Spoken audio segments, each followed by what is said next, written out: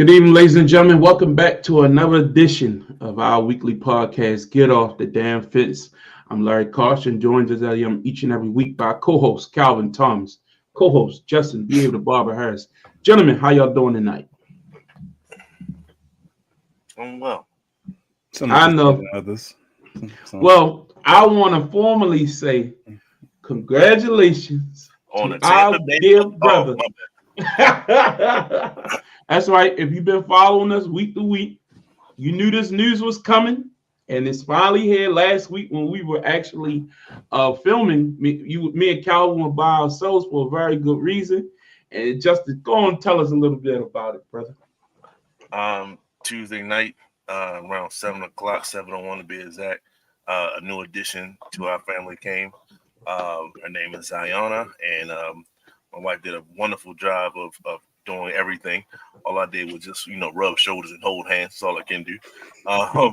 So shout out to the wife more so than anybody else. Yes. Going through that experience for the second time. So shout out to her.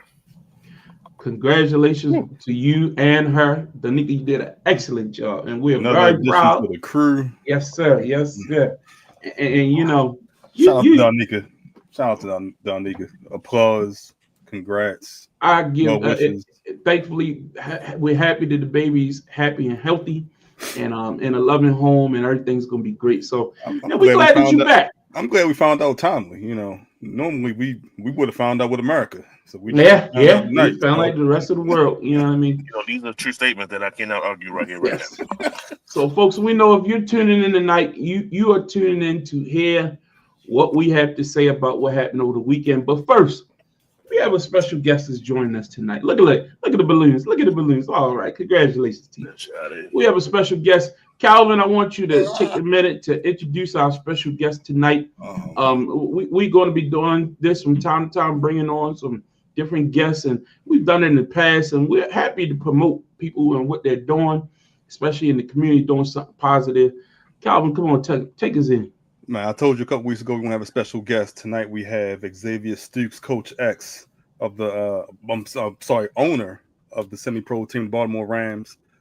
They got some things going on. We want to shout them out. We want to bring him on to talk about all the good things the Baltimore Rams are doing, and a special trip they are taking early next year. So we want to get all the information out there. So if you want to go to a Baltimore Rams game, we want to have that schedule published. If you want to donate to the trip that we're going to be talking about tonight, you have that. We're going to have the opportunity as well. So we want to welcome Coach Stacks onto the program.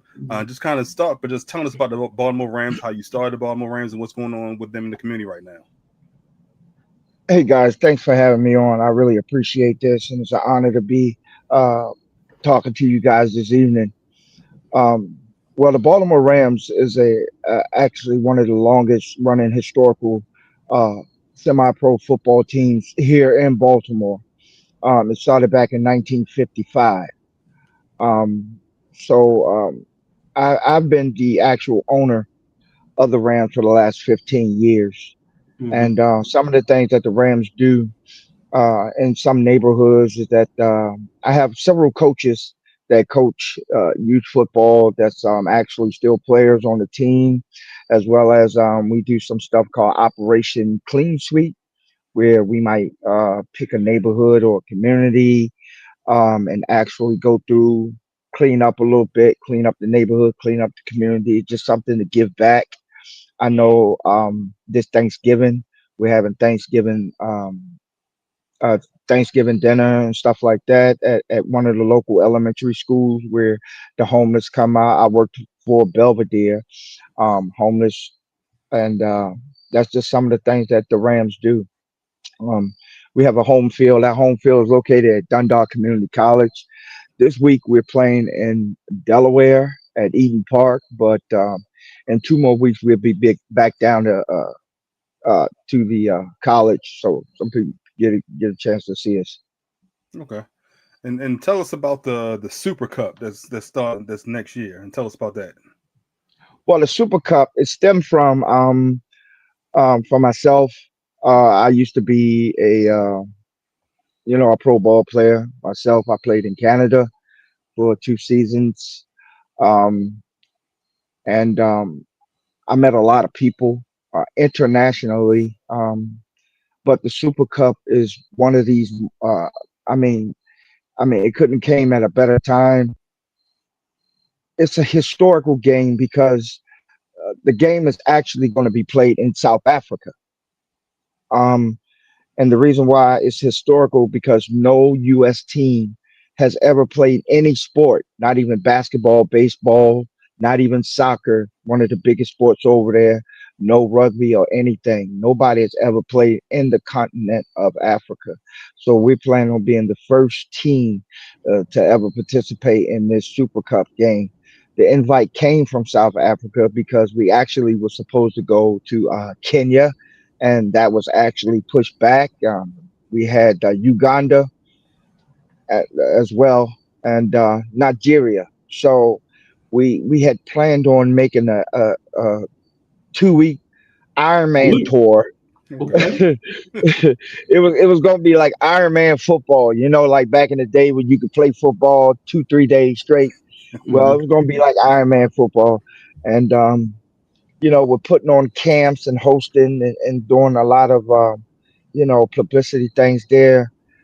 That's what we had planned to do, like 2-3 week span. But the other teams actually fell through, and South Africa stepped up. So we decided to go to South Africa to make this a historical game. We're also playing in Mandela Stadium, the Mm, Nelson Mandela Stadium. Okay. So yeah, this is really big for us, man. Okay. wow. Tremendous.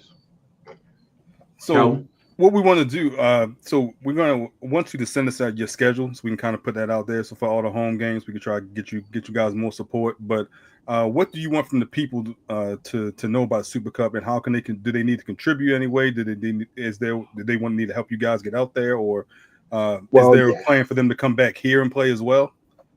Well, yeah. Actually,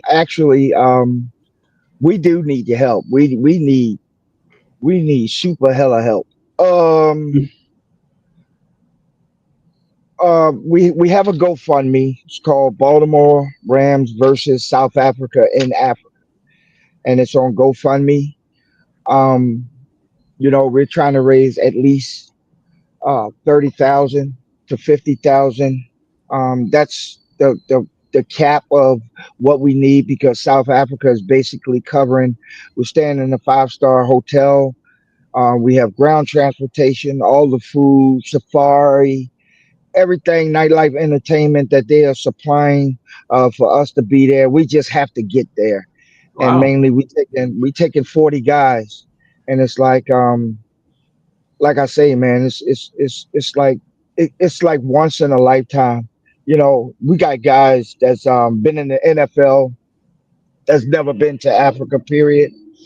And I think it's a momentous occasion, and I just want people to like don't just donate, just $5, $10, $20, whatever you can find in your heart to give.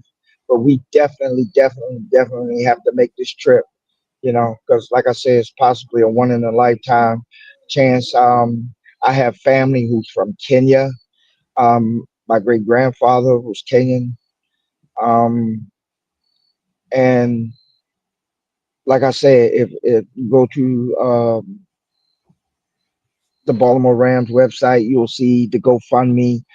We put out the information for the GoFundMe. We also have great games, man. We have really, really, really good games. These guys have earned the rank, and we're the only team. We're the only team in the state of Maryland who has an international title. We Okay. played Mexico in 2023 at a sanctioned uh, pro football game by their league called Lexfa. It's the Mexican Professional Football League, and they sent over a professional football team called the 49ers, and we spanked them, and we beat them.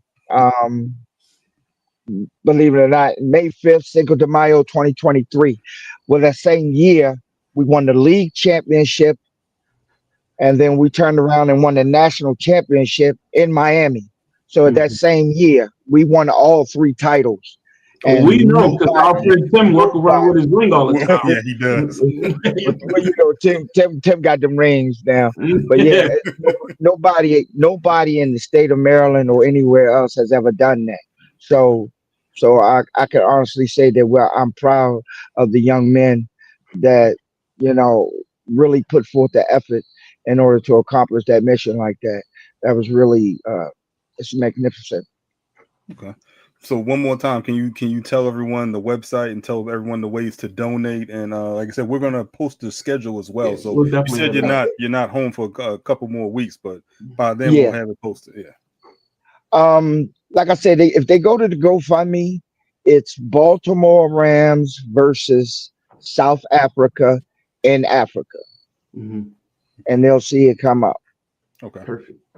And this is in January, right? So there's still time to Yes, donate. it's Still January time the to. 10th. Yeah, yeah, because the donations actually is definitely time to donate. Definitely. I can't stress more definite, but it's definitely time to donate because the cutoff date is actually we're looking at October 14th or 15th, where you know the cutoff date, and we've had a bunch of promises, man. The city of Baltimore uh, don't help.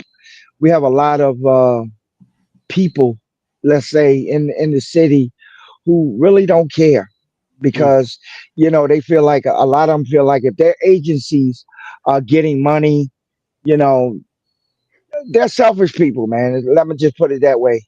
And you know, the exploitation. And we got some young men that's doing something positive, man. That's doing something good, and they ain't out robbing, carjacking, you know, stealing, selling dope, shooting. They ain't doing none of that, man. They just want to play football. That's You right. know, they just want to find that inner self and do something that they love to keep them out of something that they might actually not like. You know, but yeah, man. So if they just go to, you know, Baltimore Rams versus South Africa in Africa on GoFundMe, please, we need your help. Perfect. We Appreciate. also have a sponsorship package. Hmm. And we've Okay. given up a platinum package, and I'll make sure you get it. But it's a platinum package in that package. And then one thing that we planned on giving up because I've consulted with the guys who are sponsoring over in South Africa called Ticket Pro, and they gave us this leeway to like bring 5 people with us, and we have something called a platinum package where you could you will go with us on a trip. Of course, it's going to be streamed, televised. It's almost like you know the whole voyage and everything. You get to wear the warm up, you know, the travel bags, autograph helmet, um, a jersey, all expense paid, and that's just a 5,000. I mean, a $7,000 package. Where it is, if you go by yourself, it's going to be $3,000 or more just for the plane ticket. But you get free room and board. You do everything we do. You Okay. get a chance to do everything we do. That's Okay. phenomenal. Okay. Mhm. We appreciate your time tonight, Coach X. Like I said, we're gonna have y'all schedule posted up. We're gonna be promoting this. Go to BaltimoreRams.com for all the information on the Super Cup, on their schedule, all that. And all your games streamed as well. They got to come out. That's one thing I'm gonna ask you as well. Well, they have to come out to the college, but Okay. the South Africa game is going to be streamed, Okay. but it's actually going to be on ESPN3. Okay. Oh, that's cool, man. Okay. That's cool. Okay. You know, again, and our friend Tim, he always posts and let us know when the games are. So we'll make sure we promote it and keep that in the rotation, Definitely. as well as the GoFundMe. The GoFundMe is important, as Coach said. October is coming up pretty quick, so show your support, and we're gonna make sure we push that as well. So we're all for Black men doing something positive, young men, especially in our city. And it's unfortunate that you were able to get the support from the city. But I know a couple people, and I told Tim I would reach out to a couple people, see if we can put you in Lincoln, because I know Senator Nathaniel McFadden, who attends my church. I know he definitely would be willing to support something like this. He's a Morgan State University graduate, and was a teacher at Lake Clifton for many years, and he's involved with a lot of athletics. So I'm sure this just wasn't on his radar. So he watches this show regularly, and I'll make sure I get this in front of him because he's pretty supportive of stuff like this. So. It's a true blessing, brother. Thank you. True blessing. Yes, I appreciate it. All right. Well, we appreciate you coming out. And again, make sure you all donate, support. Thanks a lot, Coach, for coming on. And go ahead, Jeff. You guys got tryouts? You trying to get on? Tryouts, not now, but you could possibly come out for the spring. He got two bad ankles. Bad knees. We ain't gonna do that to you, Coach. Nah, it's a waste of your time. It's a waste of your time. You gotta get on that pickleball. We can always stand a good laugh, though, bro. We can stand a good laugh. Thank you, brother, for your time. I appreciate it. Absolutely. Salute to you, brothers, man. Have a good night. Have a good one. Dang. Yeah, bruh. Hang that up. Yeah, that was funny. But folks, again, it was great having Coach on. We appreciate it. Again, you all know Tim, our friend Tim. He's been coaching for a long time now, and he's really passionate about it. So definitely want to make sure that we show him some love and his team that he always is promoting, sending us, oh, come on out this Saturday, guys. You know, and the schedule might not always work out for everybody, but definitely a passion in terms of we want to make sure that we show him some love in that regard. So let's get down to brass tacks. Get down to business while we're here tonight. You know what it is. It's NFL season. We're here to talk NFL football and what we witnessed last weekend. So that's just as a cursory, you know, the matchups from last weekend. Overall, I thought it was a pretty exciting opening weekend in football. And we want to talk about some of the biggest matchups. We're going to get into them one by one as we go along this program. But if you tune in to Get Off the Damn Fence, like you tuned into LNC Lock Show before it, you know we talk Ravens. That's what we do. That is the main thing that you come here to hear, and that's for us to talk about the home team. We are located in the city of Baltimore, Maryland. And to say I'm discouraged and disgraced by what I saw this past week would be an understatement. In many ways, what I saw from the Baltimore Ravens is an indictment of coaching, is an indictment of, how can I put it? Justin's not on the screen right now, but he'll be here in a second. Is an indictment of a lack of discipline. And it's something that we've seen time and time again. And 2 weeks ago, maybe 3 weeks ago now, we did our preview show. And I said John Harbaugh was on the clock. I said this at the end of last season, to be honest with you. But I said if John Harbaugh does not win the Super Bowl this year, he will be out in Baltimore. But at this rate, and I meant this because everybody kept saying regular season don't matter. The regular season matters because when you are vying for the number one seed to have home field advantage, games like this matter. You look back at the end of the year like, if we'd have just won that Buffalo game, if we'd have just won that Kansas City game last year, if we'd have just shoulda, coulda, woulda, you're up 15 points deep in the fourth quarter. Not, just as we entered to the fourth quarter, Buffalo score, cut it to one score again. No. The Ravens were up with 4 minutes to play by 15 points, and you cough away the game. Mm-hmm. I have so many thoughts on this, but I want to hand it off. Let everybody else speak first, and then I'll bring us on home. Calvin, I know I haven't spoke about this all week. I haven't talked about it at work. Haven't talked about it with friends. I made one post on Facebook, and I walked away, talked about the defense. But I have a lot to say. and I have to get it off my chest. But I don't want any time constraints. So Calvin, you go first. You want to go first, Justin? You looking around like you got something to say. I mean, no problem, no problem. Go ahead. Because I feel like y'all gonna come with the doom and gloom, as you should, because that was a preacher performance that you guys put on.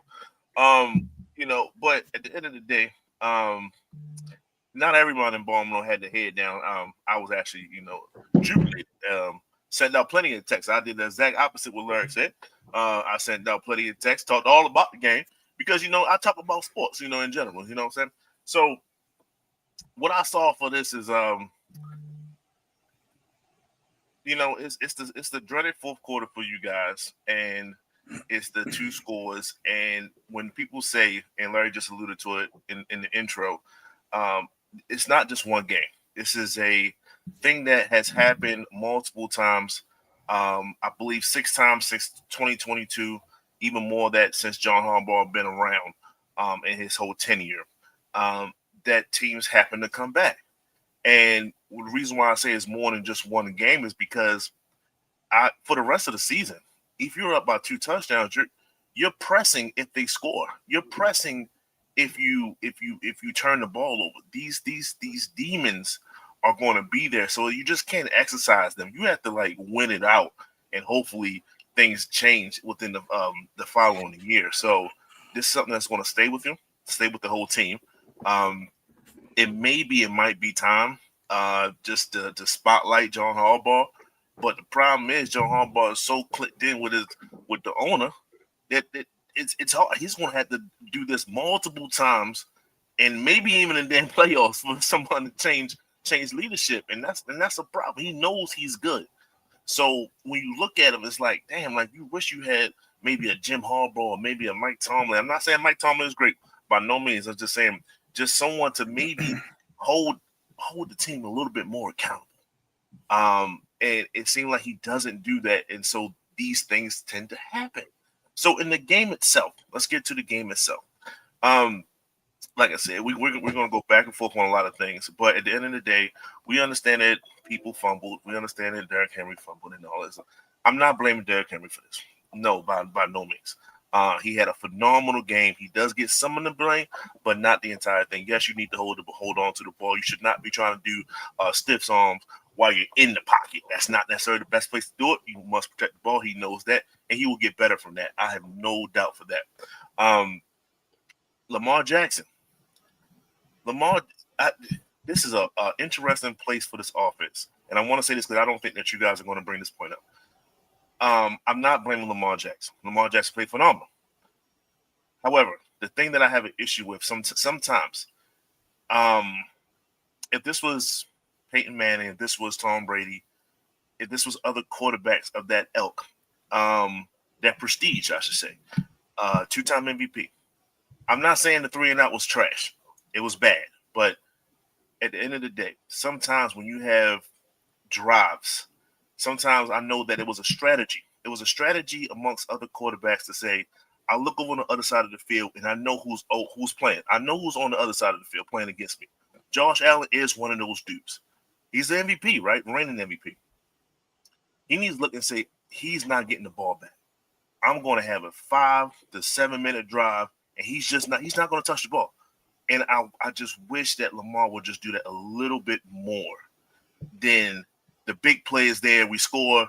Yeah, but your defense ain't the same defense right now. How do you tell someone not to take the big play that's there? How do you tell someone not to throw the D-hop? It was there. It was open. It was there to make the play. But sometimes you got to have slow, methodical type drives to kill the clock, to make sure that the other team doesn't even see the field anymore, especially when you're up. That used to be something that players used to do. And I don't know if that's a thing today. I wish Lamar would do that because he has the skill set to do that. I heard he had cramps. I'm not going to use that as an excuse. Just that 3-and-out at the end was just a little bit. It was distasteful for me. I wish that didn't happen. I don't want to see this team just get destroyed like this. I don't like that. They should have just walked away with this victory and call it a day. But I think clearly the defense is an issue. Clearly, y'all going to talk about the defense. I'm not even going to go into that. You need to do better. You need to be better. Jair Alexander shouldn't even played half that damn game because he didn't play it all in the preseason. He wasn't practicing. He was clearly in the show. Everything showed. So I'm not going to beat on a dead horse. I'm gonna pass it off. But it was a bad look, and it's the type of game that's going to stay with you for the whole entire season. And hopefully you don't lose more and more of these games because at the end of the day, Baltimore as a city, Baltimore as the Baltimore County, they were sick to their stomachs. And I got a small joy out of it, but at the end of the day, you should have won this game. Football, 100%. You should just won that game. Go ahead. I don't even know where to start. When I went back and looked at this game, my initial thoughts were to focus on the defense because your offense scored on 6 of their 7 first drives, I believe. And I believe 4 of those were touchdowns. I think it was 4 touchdowns, 2 field goals out of their first 7 drives. They punted once in the third quarter prior to those last 2 drives where it was fumble and then it was a punt. And then going back and look at that and trying to look at the defense, I realized that, yes, Derrick Henry fumbled. Yes, the reason for that fumble was Ed Oliver was in the backfield because he beat the hell out of Daniel Falele on back-to-back plays with that play in the first play of the next drive. Yes, it should have been a 3-point game and you missed the extra point, which ultimately comes back to bite you in the ass. Excuse me. Because instead of them kicking the field goal for the win, they're kicking the field goal for the tie. And at that point, the offense was rolling. And I never thought there would be a point where they just did not score in some fashion because they were rolling, whether or not it was a 3-play drive or a 12-play drive like they did on the first drive of the season. Or whether or not it was the last 3 plays of the game where you went Derrick Henry run into the backfield, Zay Oliver handoff to the short side of the field, which made no sense considering the fact that he had to stay in bounds, and then you throw a pass to Zay, in which you don't get enough yards for the first down. It was Hopkins. To Hopkins, in which you don't get enough yards for the first down. Real quick on that particular play, did Lamar ran over to D-Hop? He told him something, yeah. And then he ran a route like two yards short of the first step. That's just me. I didn't understand that. I saw the same thing you saw. I saw him talk to D-Hop, and then you run a route that was short of the first down. I don't know if the original plan was to go for it, and then it changed when Lamar said he had cramps. I don't know when that happened. So the offense definitely played a part in the loss.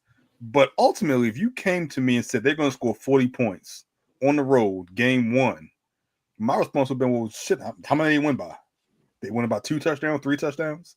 There was never a point until about 9 minutes left in that game where you have the punt that Trent Simpson slides into the end zone, and it's not at the 1. Now it's at the 25 or the 25, and they go 75 yards, strictly mainly all passing, and you're playing this prevent defense where your defensive tackles are dropping back 5 and 6 yards in the middle of the field instead of rushing the passer.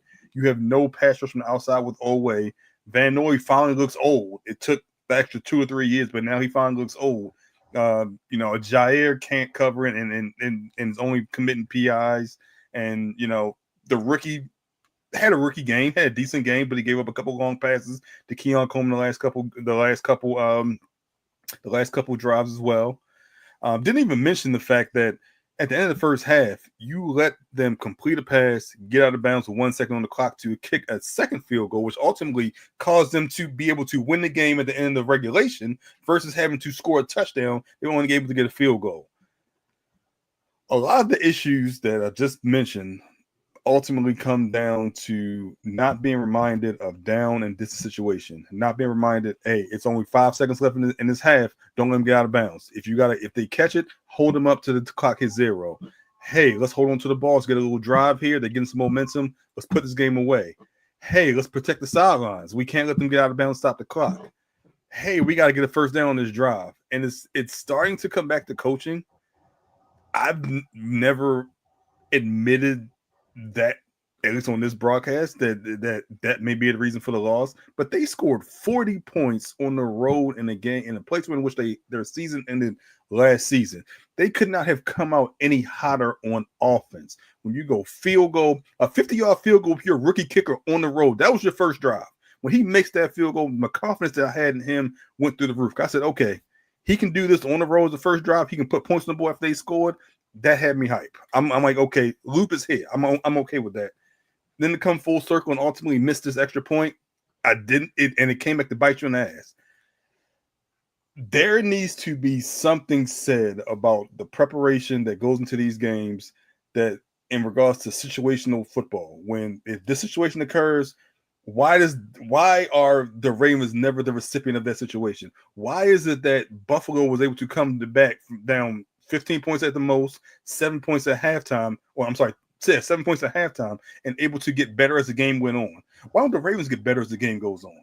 You had the better running game, the better passing game, the better quarterback, the better offense all night long, and yet and still you still lose by a point because of situational football in which you can't get a first down when you need to. You can't stop them from getting out of bounds when they need to. You allow them to control the tempo of the ball game, and all of that seems to come back to weekly preparation. You're not reminded of these small circumstances in which end up costing you a game.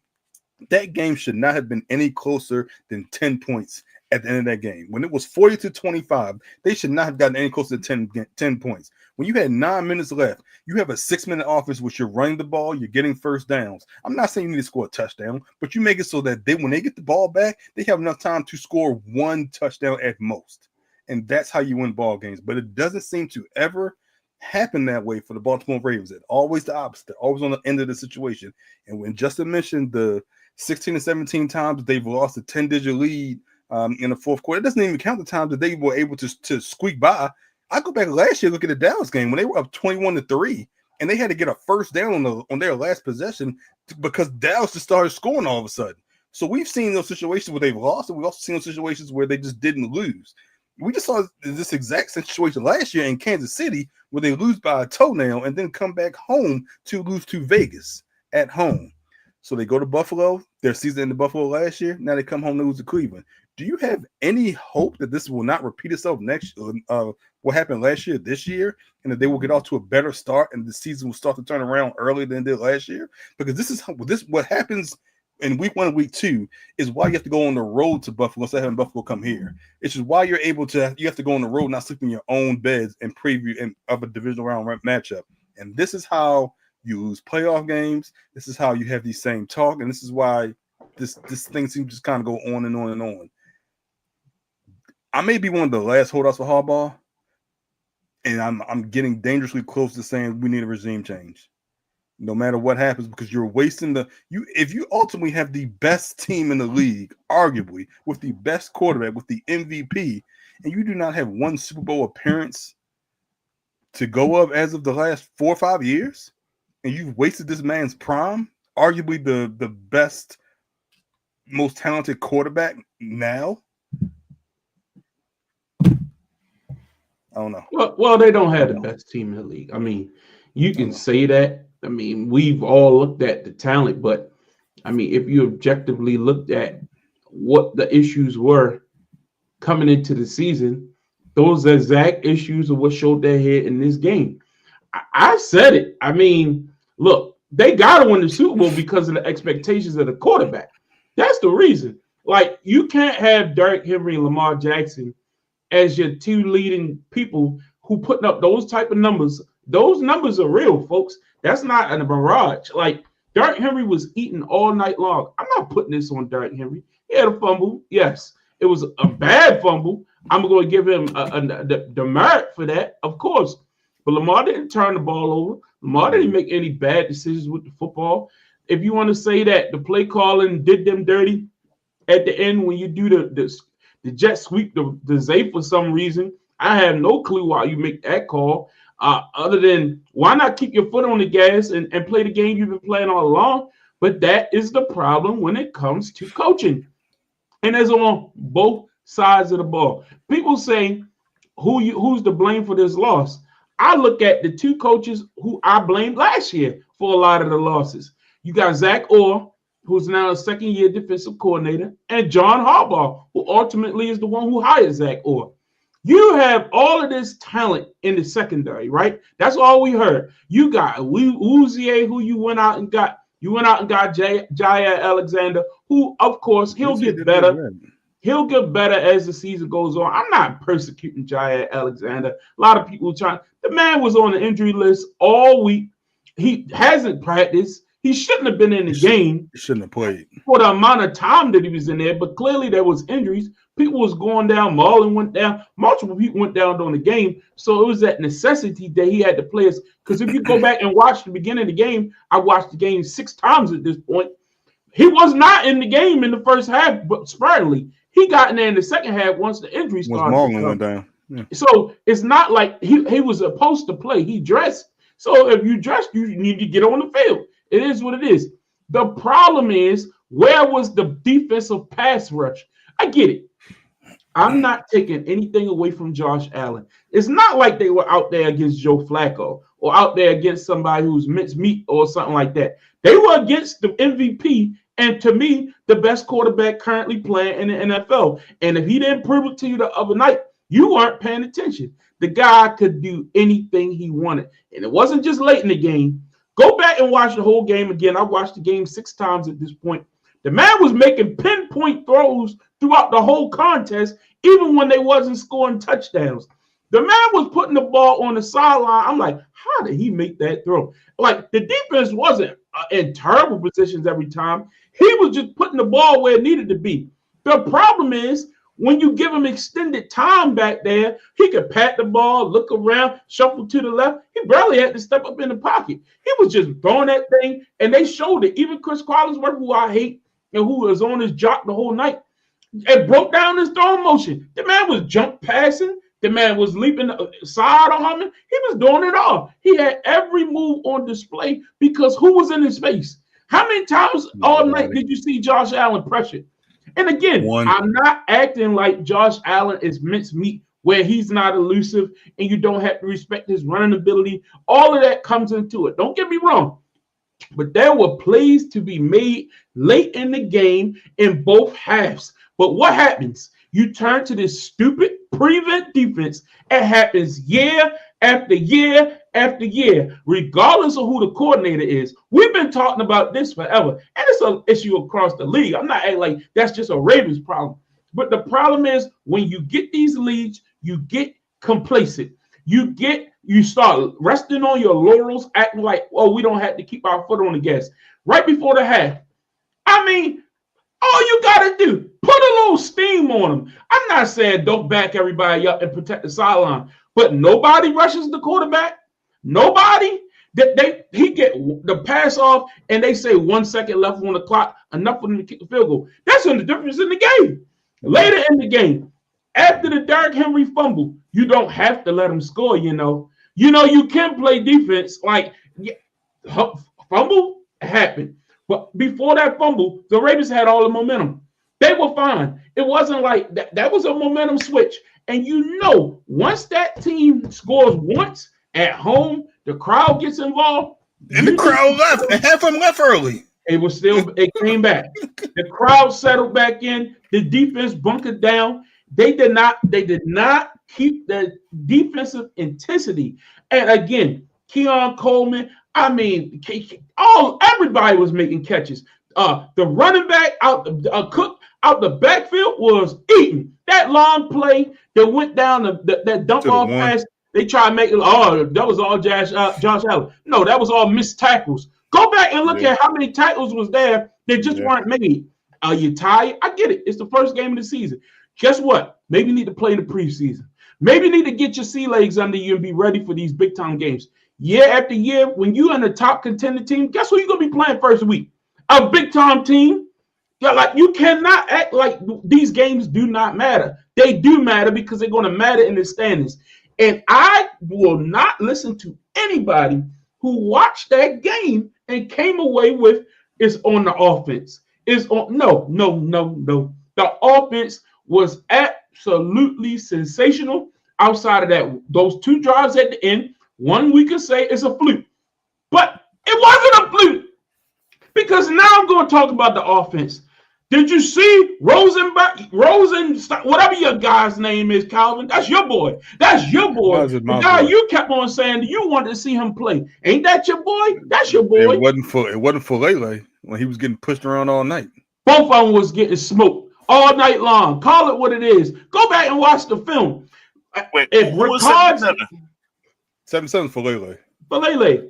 That's why they got in the backfield so quick and got the ball out of Derrick Henry's hands. Because he pushed him back. Ed Oliver did. Ed Oliver had a great 2 series. If you look at the last 2 series Ed Oliver had when he's forced to fumble, and he forced a fumble, he stopped Derrick Henry on the next play, and then he stretched Zay to the corner on the very next play. Great. That's fine. But if Pat Ricard is there, that ain't happening. The offensive line was great run blocking all night until those last few drives. I'm not even going to say that because even the guy they called up was decent in the run game. I'm not going to take anything away from him. 84. Don't remember his name. I could look it up. Derrick Henry was getting hit, and the gaps, he would jump to the other side and make somebody miss or stiff arm. The pressure was still there. He just made something happen. Or he hit the hole so fast. The pass blocking wasn't great. Lamar was actually making so many audibles at the line. Go back and watch the film. Now, I'm not going to let nobody disrespect Lamar and say he wasn't making adjustments at the line of scrimmage because that means you ain't watched the film. Go back and watch it. He made so many checks at the line of scrimmage in that game. I was impressed.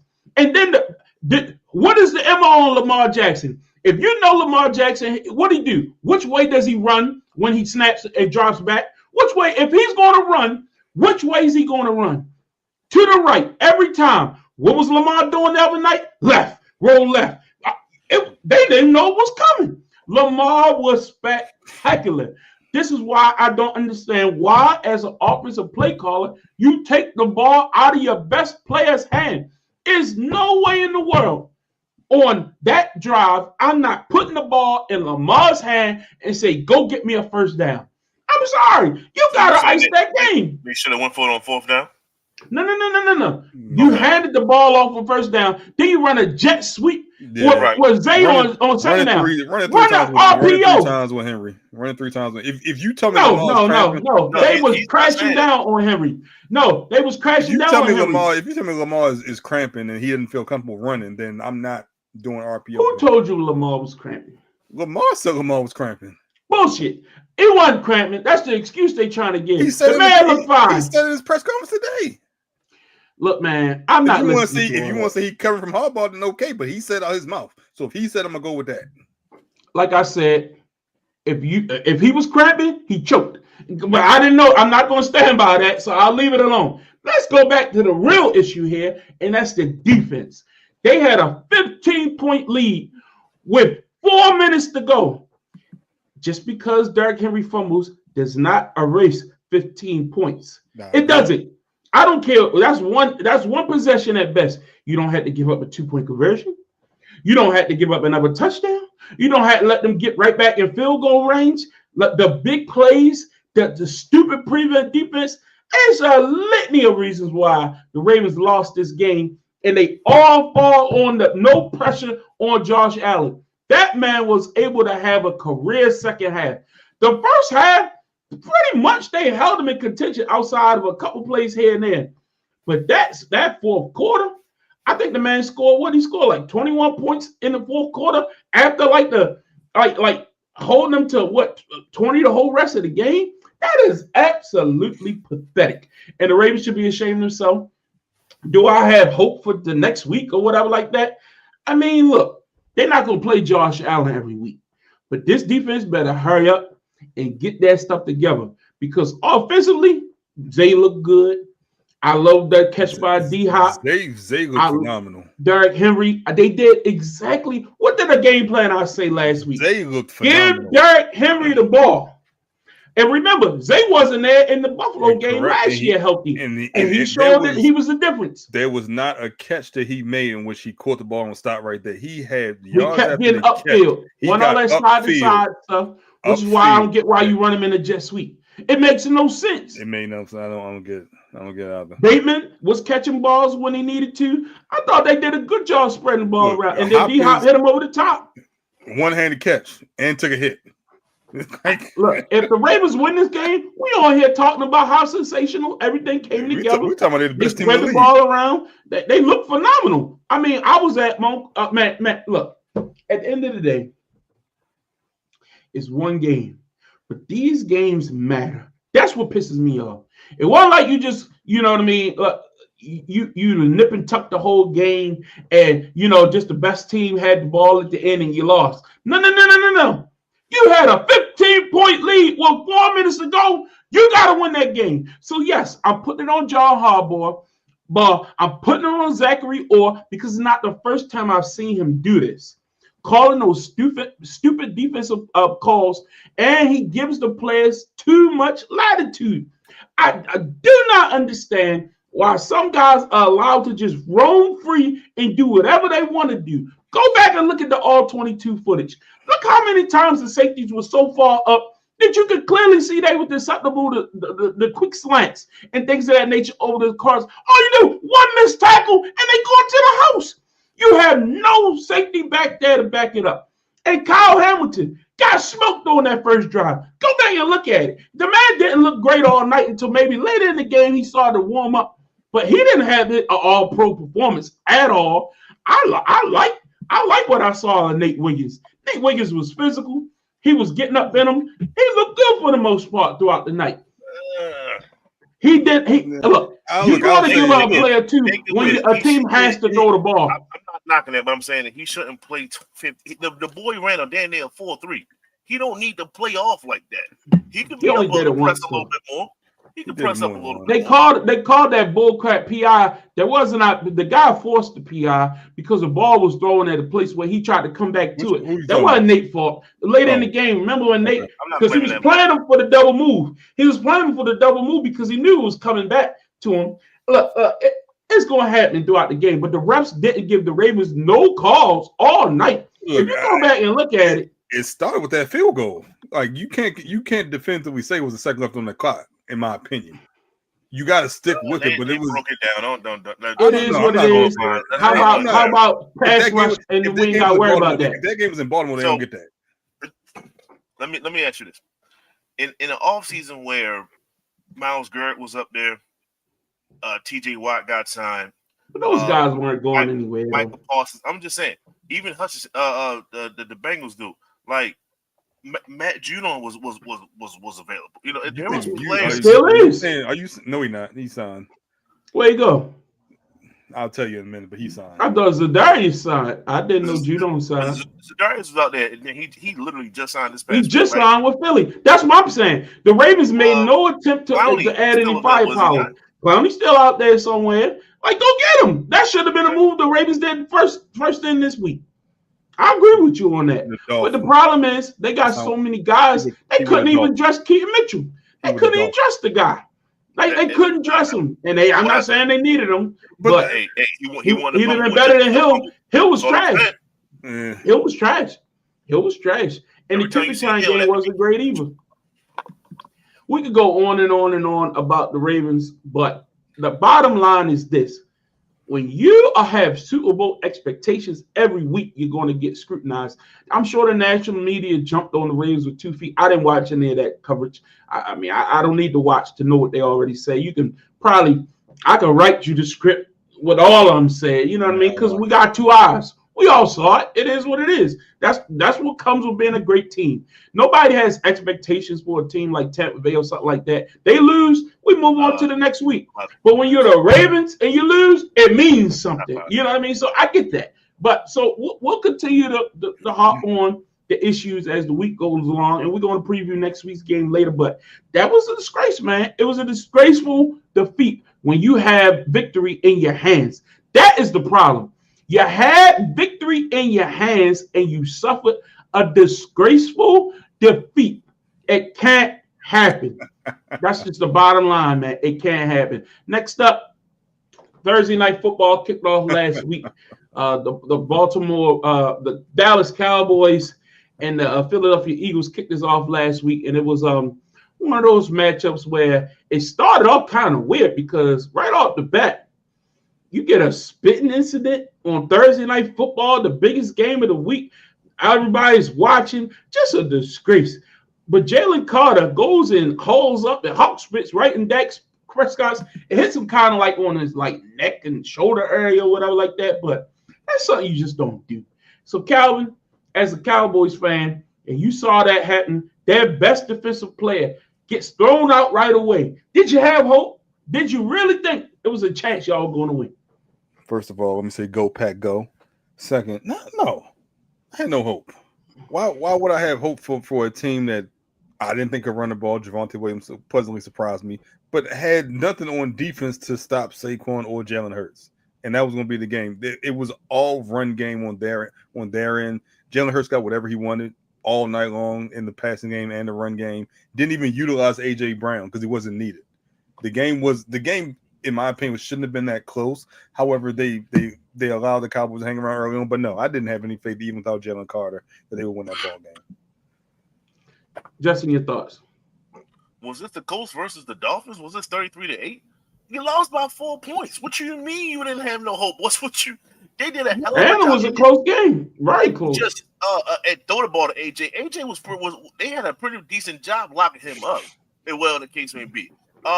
They did a great job corralling Saquon Barkley. You had an opportunity to win. The defense was there. The person that you didn't say could be possibly to blame for this is goddamn CeeDee Lamb. How do you not bring his name up? He catch a few of those balls. This is a whole different ball game. Yeah, he catch a few of them balls. He got 280 yards in the passing game, but Hey, he my might fantasy win team. the game if he catches the balls. He should not. And he took it upon himself. He took blame for it. He's doing all the things he's supposed to do after the game like that. But you was right there. That's the type of hope that you have for this team. The fact that it's all over. That's Go, Pat, terrible. go. You lost by 4 points. It's pathetic, actually. And you're a Cowboys fan. He literally talked for 20 seconds about this game. go Pack. You're a Cowboys fan, and he talked for 20 seconds about this game. That is the disgraceful state of the Dallas Cowboys and their fan base right now. Normally, in the past years, Calvin will come on here and go on for about a 5 or 6 minute soliloquy, telling us about all the issues of the game, breaking down the inconsistencies. This is what I signed up for a co-host. This is what I signed up for. You're supposed to come up with some bigger. Tell me something about the game. Ask about the Green Bay game. I'll give you all that if you want to. This is pathetic, and I'm ashamed of you. This is your team. Go, Eagles, go. Fly, Eagles, fly. Let's go. Next up, the Kansas City Chiefs and the Los Angeles Chargers went head-to-head on Friday night on YouTube. Man, this was a pretty good game.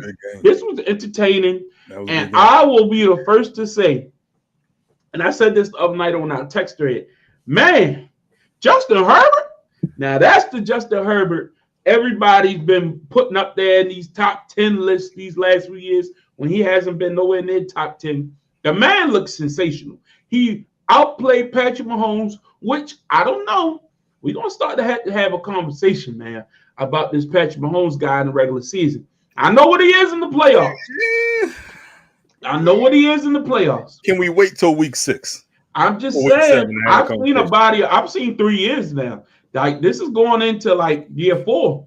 Like, when's the last time Patrick Mahomes has had a great regular season? The only reason He I say looks that, pretty pedestrian. Go ahead. once he gets his assortment of weapons back, that's in their whole. I don't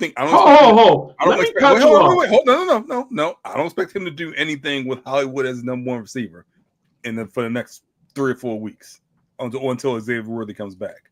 And then you add Rashee Rice to that mix. They have a top 4 or 5 trio of receivers, and then you add Kelsey. That's all I'm saying. Do you think that Xavier Worthy was that big of a loss in that game? Yes, you don't have your 1 or your 2 top wide receivers. That's traumatic for your offense. What you mean? I didn't think that it was that big of a difference. I didn't think it was that big. The Chargers had all that goddamn weapons. What weapons?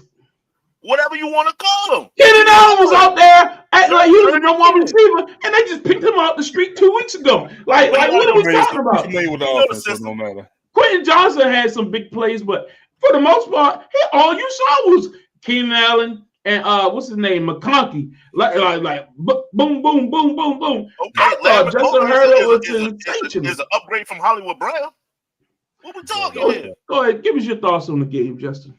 Very much so. No, I mean, no, Calvin's 100% correct. Like, yeah, they lost this game. It was close. They happened to lose. Kansas City didn't win this game, and they started off 0-1, and everyone else in the division won a game. Okay, great. Let's see what happens when they get Rashee Rice back. Let's see what happens when Travis Kelce don't get jealous because Taylor Swift mentioned or got all giddy because somebody brought up Xavier Worthy in the interview, and he took it upon himself to take him out. That was a hit, and I will stand by. I looked right at it. I slowed it down. Xavier Worthy was looking right at Patrick Mahomes, and Travis Kelce, he could see him in his peripheral. He took him out purposely. Now, I didn't think that he was going to be out for the whole game. He probably said that. He probably like, damn, I did a little bit too much, but I believe he did it on purpose. I don't trust Travis Kelce. Anyway, and it is what it is. You mentioned the past 3 years. We gotta look at Patrick Mahomes. Well, 3 years ago he won a Super Bowl. Last year he went to Super Bowl. I said in the regular season. I didn't say in the playoffs. And many will argue that the defense is what carried them a lot of this way. Decent enough to get to the Super Bowl. Like you said, nobody is arguing about his greatness in the playoffs. And he's not the regular season quarterback that he once was. That was my statement. I don't care if he has to or not. I'm telling you, my statement was he's not the regular season quarterback he once was. And when do people get that notoriety for stats and all that kind of stuff? That stuff comes in the regular season. What is he's a losing quarterback in the Super Bowl. In the playoffs, they lose. This last year, he lost in the Super Bowl. That's what you call it. He's a losing quarterback. He's a losing quarterback in the Super Bowl. That's what he is right now. The defending loser of the Super Bowl. That's what he is. Like, what are you talking about? This is a regular season thing. What is he in the regular season other than just he happens to win games? He doesn't always win games. That's the point. That's the point. And now the division is caught up. So will the team?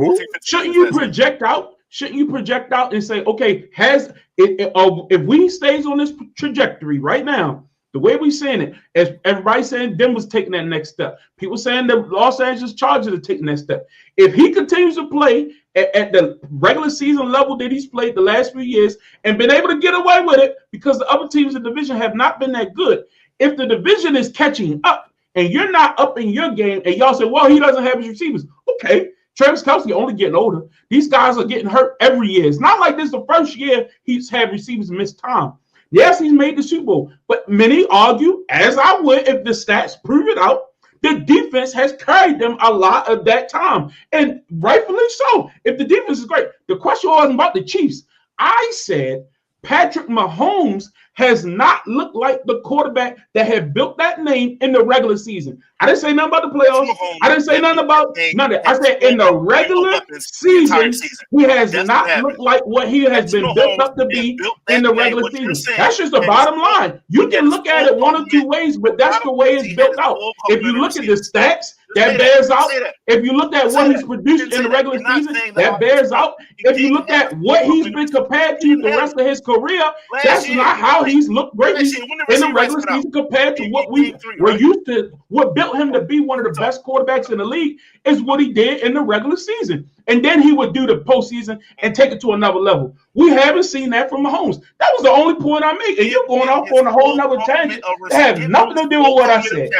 Just give him his full complement of talent, which he had. We can say that about any quarterback.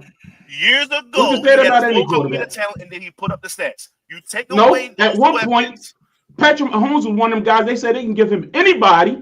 It didn't matter who the receivers were, and he would make it work. That's what they said. That was the MO on him because Kelce was at the top of his game. His receivers, he puts up the stats. When you lose someone like a Rashee Rice, which is a top 5 player when he actually plays, you lose top 5 on the team or in the league. What are you talking about? He's a top 10 receiver when he actually plays. You said a top 5 receiver in the NFL? In what world?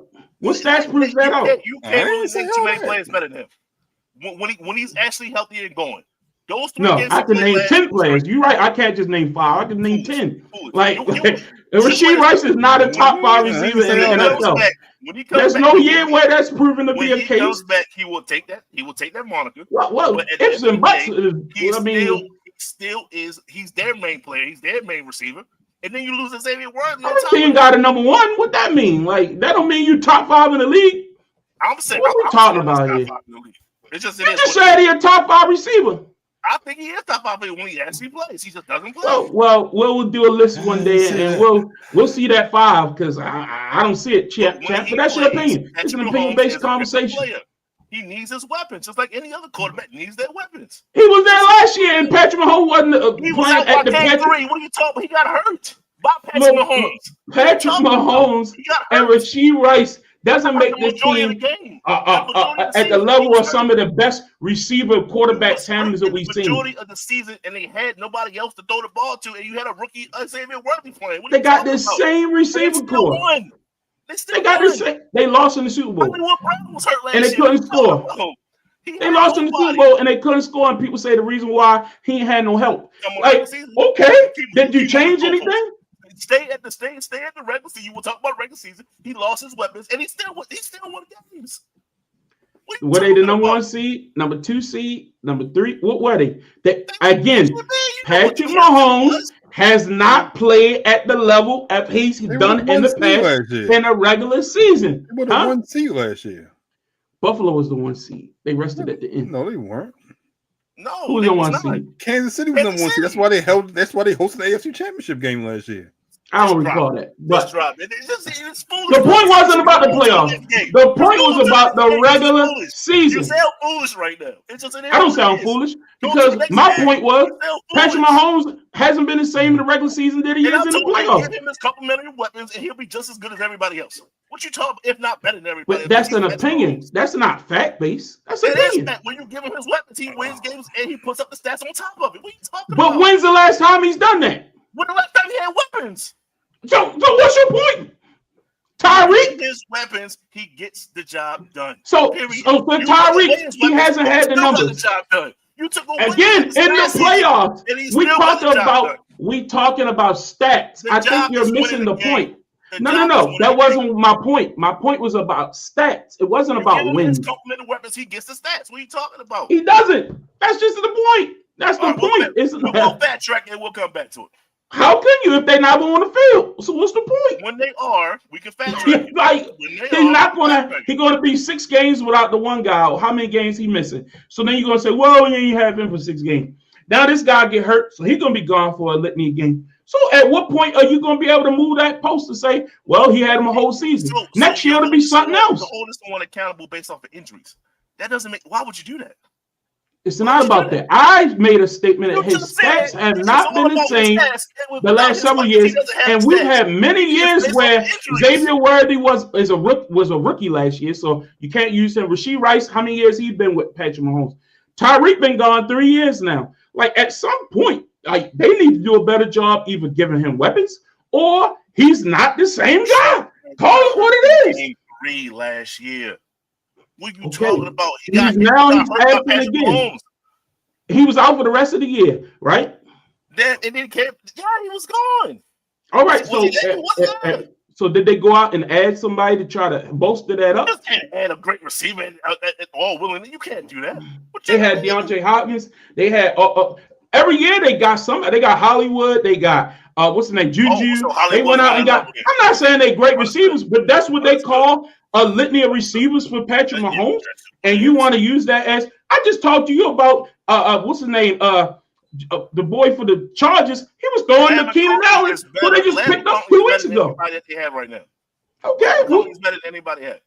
And that okay. security blanket and Keenan Allen, it's not like And Justin McConkey was there last year, and Like I didn't see Keenan a Allen's big difference with Herbert talking last year with about? McConkey. I didn't see a big difference with Herbert. Was Herbert sensational? He's a pretty Better good last year. receiver. He's solid, but okay, what are we talking about? Lad is pretty. As a rookie, he was. He top 5 too? He was Right. outstanding as a rookie. What are you talking? I'm just asking. Is he He's top stats. 5 like Rasheed Rice? No, he's like- not top 5, but Oh, he's yeah, I'm just asking. 15, easy. As a Talk rookie, about your Bucks. Well, talk about rookie receivers.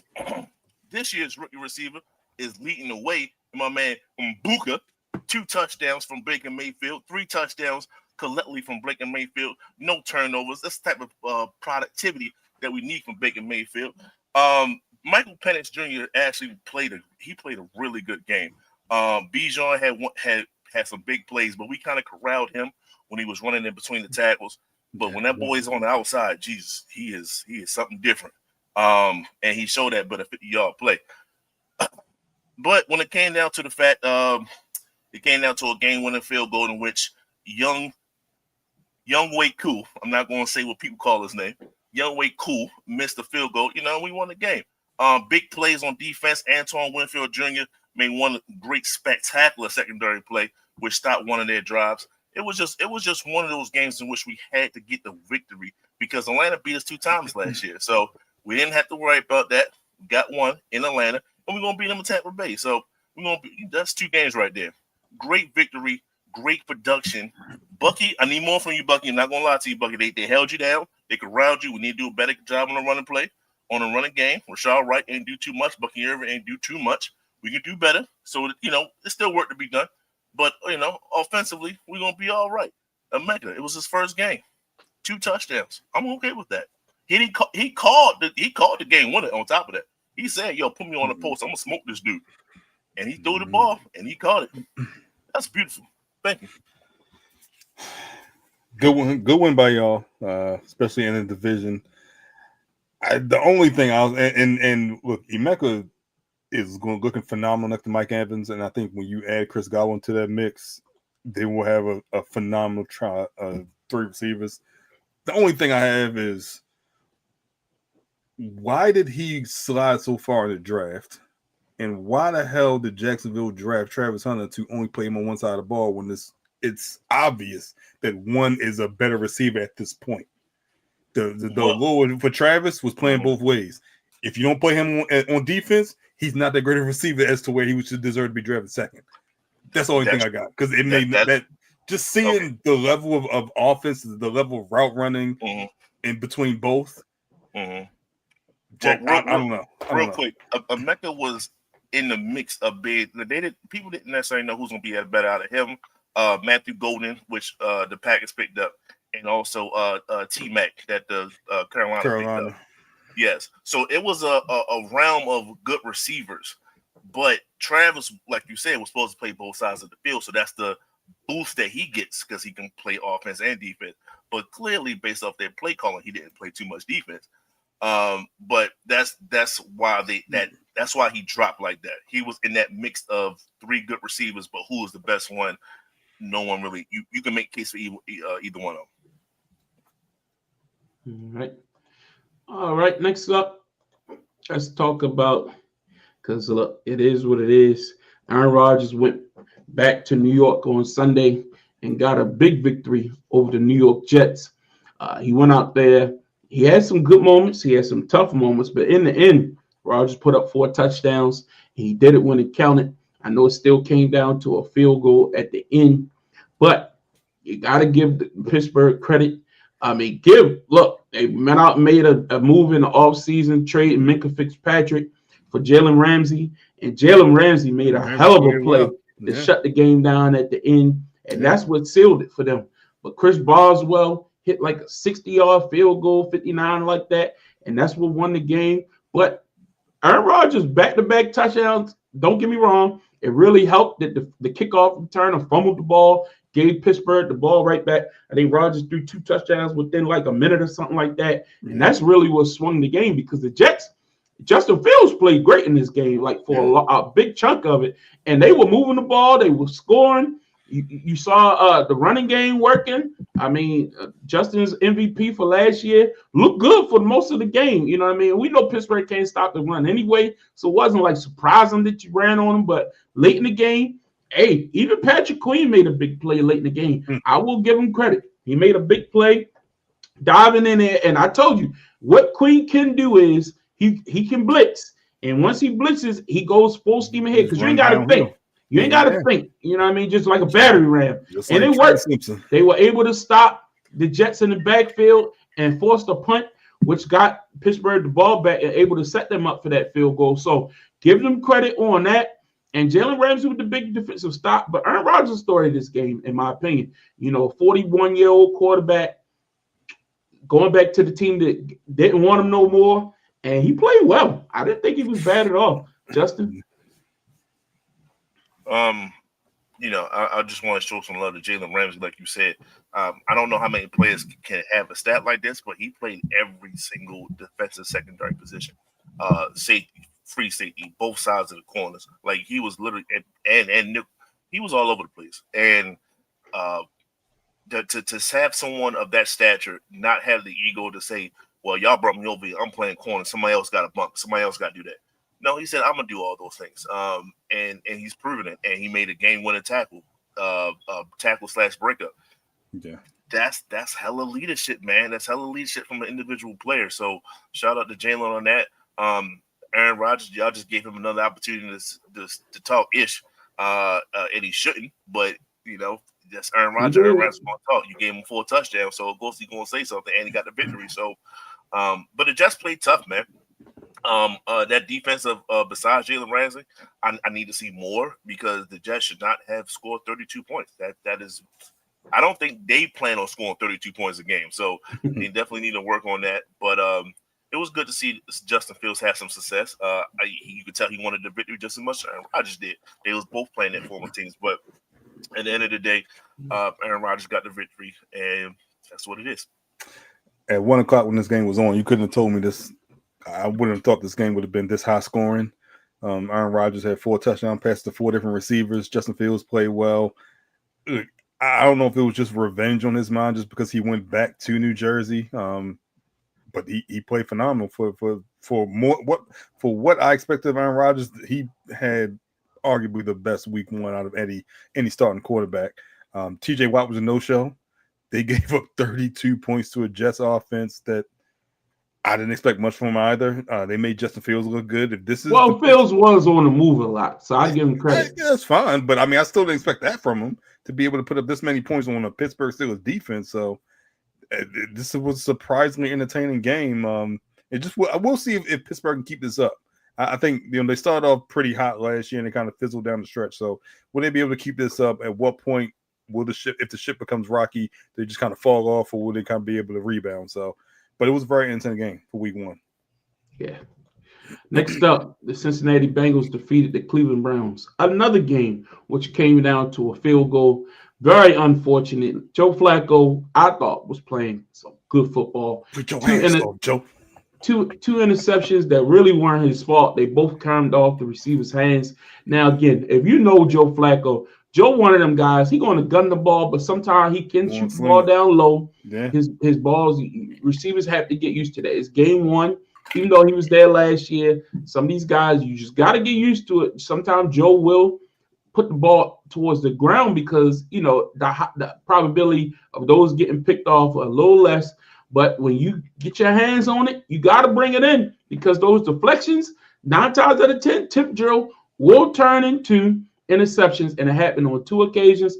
Give credit to the Bengals because what the Bengals' biggest Achilles heel has been the last few years is the defense. And in many ways, the defense won this game because they did the rights. If you go back and watch this, the Bengals should have lost this game offensively. Cleveland's defense played like we expected them to play last year. Cleveland's defense, remember going into last year, was probably one of the top 5 defenses coming from the year before, and we expect them to keep on that trajectory. They have some big-time playmakers, including led by the big fella on the end, Myles Garrett, but they got some good corners. They held Jamal Chase, T. Higgins to very pedestrian numbers. It wasn't a great afternoon by the quarterback. A lot of people thought should have been an offensive player of the year last year, possibly running MVP. Joe Burrow didn't look that great on Sunday. And that's division matchup in Cleveland. They get a win defensively. They got the job done. And I think that was the most impressive thing. Is I think you have to look at maybe Zach Taylor playing this team in the preseason a little bit.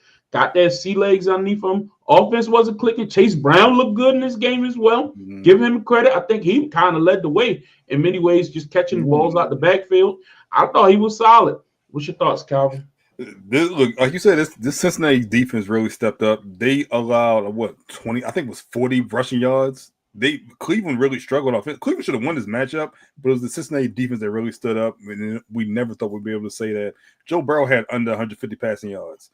They had under 50 rushing yards. This offense, you say playing the regular season helped the offense. I think it helped the defense more than anything. The offense is still stuck in preseason mode. Look like they didn't get enough snaps to kind of get clicking. Even Jamar Chase caught 2 passes, but under 25 yards total, I think. So this offense still has a ways to go, but they were playing a tough Cleveland defense. So they did step up to that challenge on defense to kind of hold Cleveland's offense, whatever it may be, and they got away with a win. This is the first time they've won a week 1 or week 2 matchup in the last 3 years. So they're happy with the win. So that's all that matters in Cincinnati. Justin. Muted. And their offense was also muted. And they didn't do enough for me offensively, and that's the Cincinnati Bengals. But at the end of the day, Joe Burrow throws for 113 yards. Chase and T. Higgins both got less than 50, 60 yards total. And they got a victory. So, like you said, something worked. The defense clicked in. Cleveland is still playing tough-nosed defense while they still can before their energy and their hopes and their season aspirations dwindle down to absolutely nothing to a number 1 pick again next year or a top 5 pick next year. So this is where they're at. So they're going to play tough in the very beginning. Cincinnati did what they're supposed to do, and they got a victory. And, hey, until as of right now, they cannot say that, hey, we started off the season losing. So to them, that's a positive. You get away with one, and we will keep it moving to the next game. Next up, the Green Bay Packers at home defeated the Detroit Lions 27-13. Look, man, I don't know. I said this last week. If you paid attention, I said Detroit will struggle without their 2 coordinators. I'm not saying they won't make the playoffs. I'm just saying they're going to struggle. Green Bay came out on fire. This is the team that I have as number 1 team in the NFC come the end of the season. Micah in sporadic play, but in sporadic playing time, he did have a sack. That defense, even Rashawn Gray, I believe, looked phenomenal as well on the edge.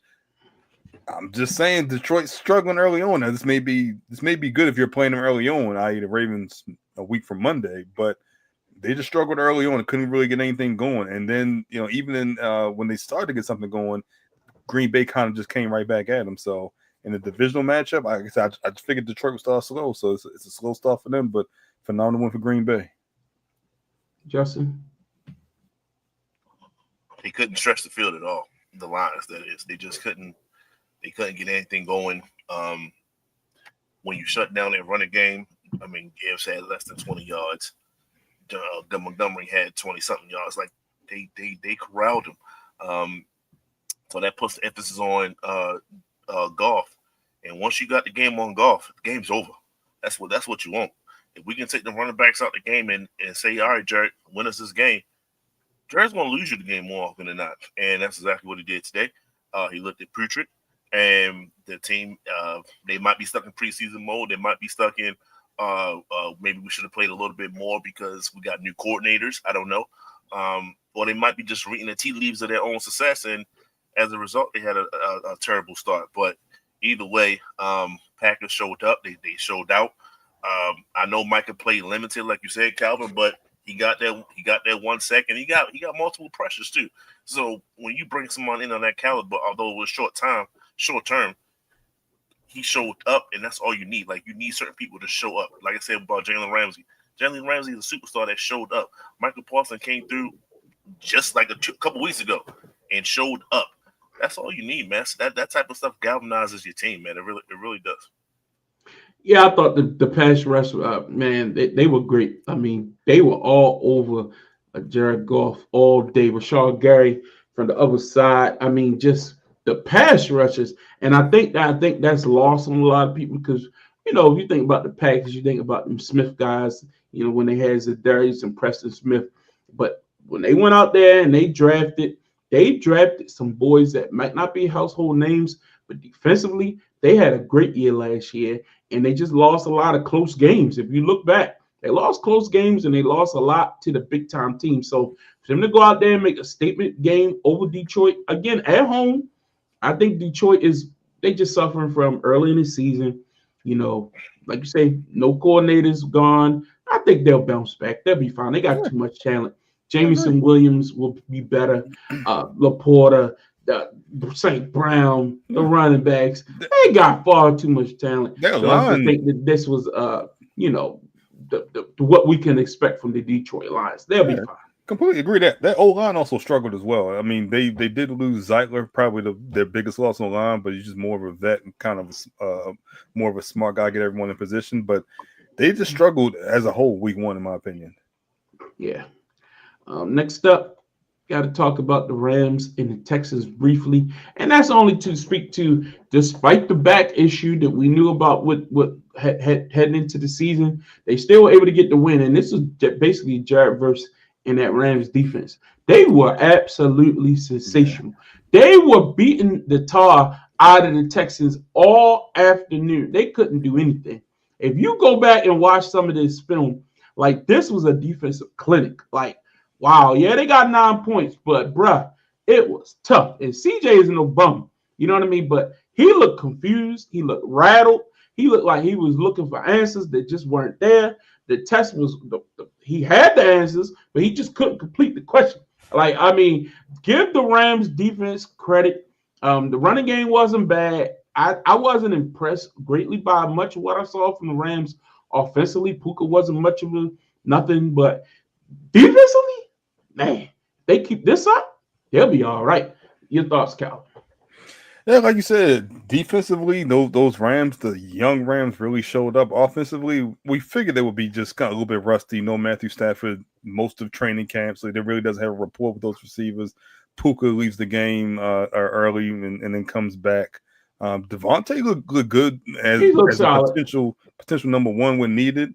But like you said, it's just all that Rams defense. And for a Houston Texans team that traded away their left tackle, they really didn't get any better on offensive line. And CJ's still running for his life and was in what is a repeat of last year. So they got a long way to go if they want to compete with that O-line in Houston, try to keep that quarterback upright.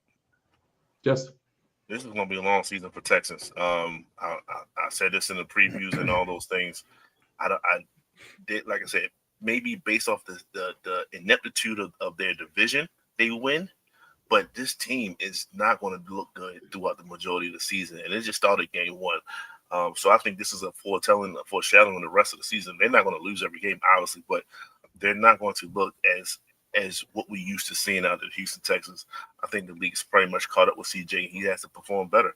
But at the end of the day, when it comes to the Rams just wanted to see what Mac can bring them because he was dealing with that back issue all preseason. And he played. Puka got 10 catches, 130 yards, and he got hurt. He just kind of kept them afloat, kept them close. Kyron had a decent game rushing the ball. But like you said, this game goes to the defense. This game goes to the Rams defense. And they're just continuing what they did towards the end of last season. They just riding that train, and we see how far it goes. But, I think the Rams get much better efficiently on offense. And I think Texans continue to struggle, but they might win some games based off their division. Good catch on the Puka stats. And finally, the Minnesota Vikings and the Chicago Bears on Monday Night Football. Boy, you talk about the Ravens. Back-to-back nights, we saw teams choke away a victory. And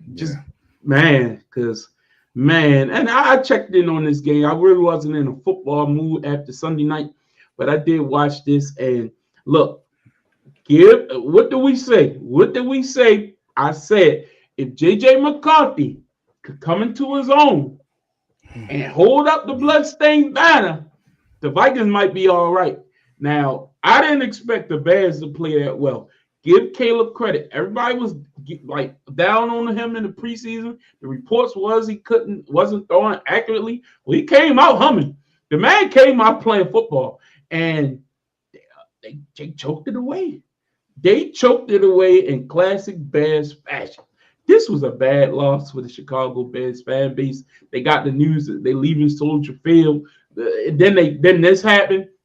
I know some Chicago Bears fans, and they've been just as mad as the Ravens. So I felt kind of like, I feel you, my brother. Like, I got a couple people I work with. I'm like, yeah, bro, we can talk. Man, that was a rough fourth quarter. Go ahead, Calvin. That was a rough fourth quarter, especially if you're a Chicago team that was basically in control of that game all night. And then that fourth quarter, when J.J. McCarthy shows up, that was very Josh Allen-esque of a fourth quarter. But good game. He was for Minnesota back too, boy. I like his moxie. Yeah, good game for the good quarter for the Minnesota Vikings. Until that point, they were doing nothing on offense. We were all wondering, is this really the guy that you're going to choose to lead this offense? And with a great offensive mind in Kevin O'Connell, you expected more, but he came on late. I don't know. Let's see if we can carry this into week 2, or if this was just admiration, or if this was just some coaching on the fly. But we'll see with week 2, J.J. McCarthy. Justin. Sometimes we just don't understand the significance of certain games, and this could be one of those games that can have like multiple games of effect. And I say that to say, Lamar lost against the Bills. We know that. No one's expecting Lamar to take a dip in his performance. We expect Lamar to be Lamar, no doubt. I bring that up for this game. I don't know if Caleb can kind of bounce back from this kind of a loss. I don't have that same trust in him. He's going to have to go and listen to Ben Johnson. Ben Johnson's going to have to understand what he has in Caleb. Caleb, you got to play on the center. You can't play shotgun every goddamn play. Ben Johnson, you got to play him in shotgun some more because he's not comfortable under the center. They got some things that they have to work out in order to get this thing going. And it was all good until that fourth quarter. It was like, oh, we good. We can bounce back from each other. You know, we can do some things. No, that fourth quarter, they completely imploded. And it's the exact same. It's the opposite for Vikings. Everyone was saying like, oh, this is JJ. This is what we're going to have to deal with all season. This ain't going to look good. And this one quarter can change everything for JJ. And now people going to go into the next game. Yo, JJ got it. He cool. We all right. You can go from we all right versus damn, we in trouble. That is two completely different feelings. And we'll see what happens. We don't know right now, but great comeback from the Vikings. And we'll see what Chicago can bounce back from. Yeah, 100%. Let's take a look at the rest of the schedule. Any other games that jumped out to you all from the weekend? Some of the matchups, were a little closer. I thought word came out today that Purdy's going to be out for a little bit with the injury. They confirmed it? Yeah, they confirmed that. Okay. So Purdy's going to be out for a few weeks with the injury. We know about the tight end. What's his name? Grego? No, not Grego. George Kittle. George Kittle. He's going to be out. They put him on IR, but they got a good victory over the Seahawks. But then to lose players like that, man, can we talk about who you have? Your Miami Dolphins. You want to bring them up? Okay. You say something? Okay. You can bring it up. I was talking about the game that I wanted to highlight. I ain't got nothing to talk about. Turn. That's your team. That's your team. I mean, look. Rome wasn't built in one day. All right, like, look. They lost to Daniel Jones. That's how he starts it off. Okay. So the game I like just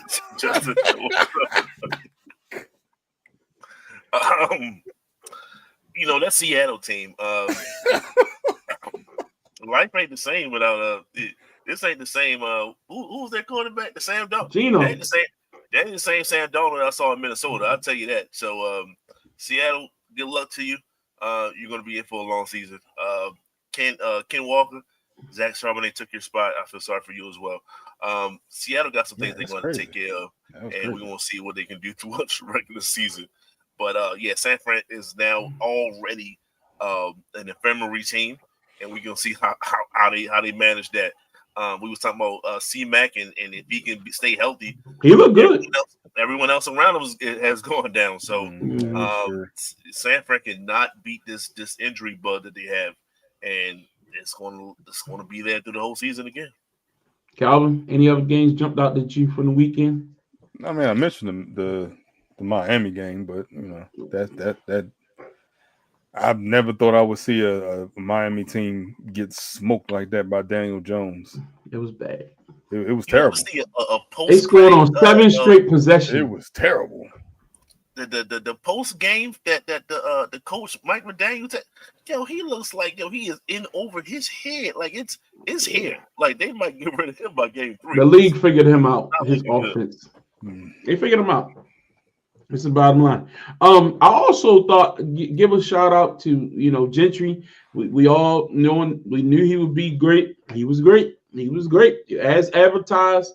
I thought Vegas, they look like okay, all right. They're going to be competing. I'm happy. I'm happy for that. Give JD 5. He wasn't bad. Wasn't spectacular, but was solid. Was good. Denver's defense to be expected against a rookie, but they weren't bad. I didn't think Bo Nix was terribly impressive, but again, defensively, they did their job. So, other than that, good week of football. It was fun. It was entertaining. Just wish my team played a little better. That's all. Let's get into week 2. I always hope the next week for Miami. Yeah. So some of the matchups for this coming week that I think note, Washington and Green Bay. I think that's the big one. Game there Thursday night, kicking us off tomorrow night. That's a huge game. JD5 versus Jordan Love, 2 good young quarterbacks. A lot of press going to be on this game. I'll be seated watching this one. You got a really good matchup between the Philadelphia Eagles and the Kansas City Chiefs this weekend as well. Will the Chiefs be able to bounce back against the Eagles team that went out and made some moves this week? They went out and got Tank Bigsby, went out there and signed Zadarius Smith. Felt like they needed a little bit more firepower. Very interesting matchups. Those are the 2 games I'm going to be really eyeing in on. Justin, what you looking at? Besides Monday Night Football that hosts Tampa Bay and the Houston Texans, I just said all that crap about Houston Texans. If they come out and shoot a bomb burn, I'm going to be highly upset with myself. With that being said, just looking around the league, like you said, you mentioned a few of them already. Let's go with the Chargers and the Raiders. Let's see how serious the Chargers are. If they can maintain what they did against the Chiefs, then let's see how good the Raiders are. This is one of those games where as though you can start separating yourself away from the pack, including Kansas City, because they are going to have a rough start off to the season. Calvin, what you got? It was interesting what you just to kind of piggyback what you said. There's a chance that you can have a Denver and the Chargers be 2-0 and Kansas City being 0-2 in that division. And that no one would have really thought that going into the season. But I'm looking at Jacksonville and Cincinnati. Cincinnati started notoriously slow. I think these have the potential to be 2 of the better offenses in the league. They didn't play like it week 1. So what will happen in week 2? I mean, I don't know which defense you can really depend on, but I think both offenses have potential to have good firepower. You got, Brian Thomas on one side, Jamar Chase on the other side. So interesting that matchup. And also Buffalo and the Jets. Will we see a repeat performance by this Buffalo defense? I know I'm not saying that the Jets offense is equivalent to the Ravens offense, but they did put up 32 points last week. So will we see that Jets offense kind of repeat what they did last week and maybe even stun Buffalo? I just want to see, will Buffalo's defense bounce back? And it's a divisional matchup as well, so there is some familiarity. So just want to see what happens in that matchup. Okay. Another matchup that'd be interesting just off of what happened last week, that Chicago-Detroit.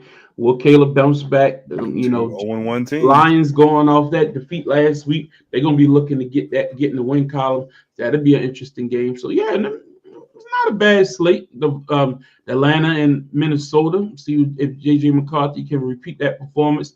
I didn't think Penix Jr. was terrible or anything on Sunday. So, let's see what he's able to do in that matchup. So, again, good slate of games. I'll be at Ravens Stadium, of course, for the opener against the Browns.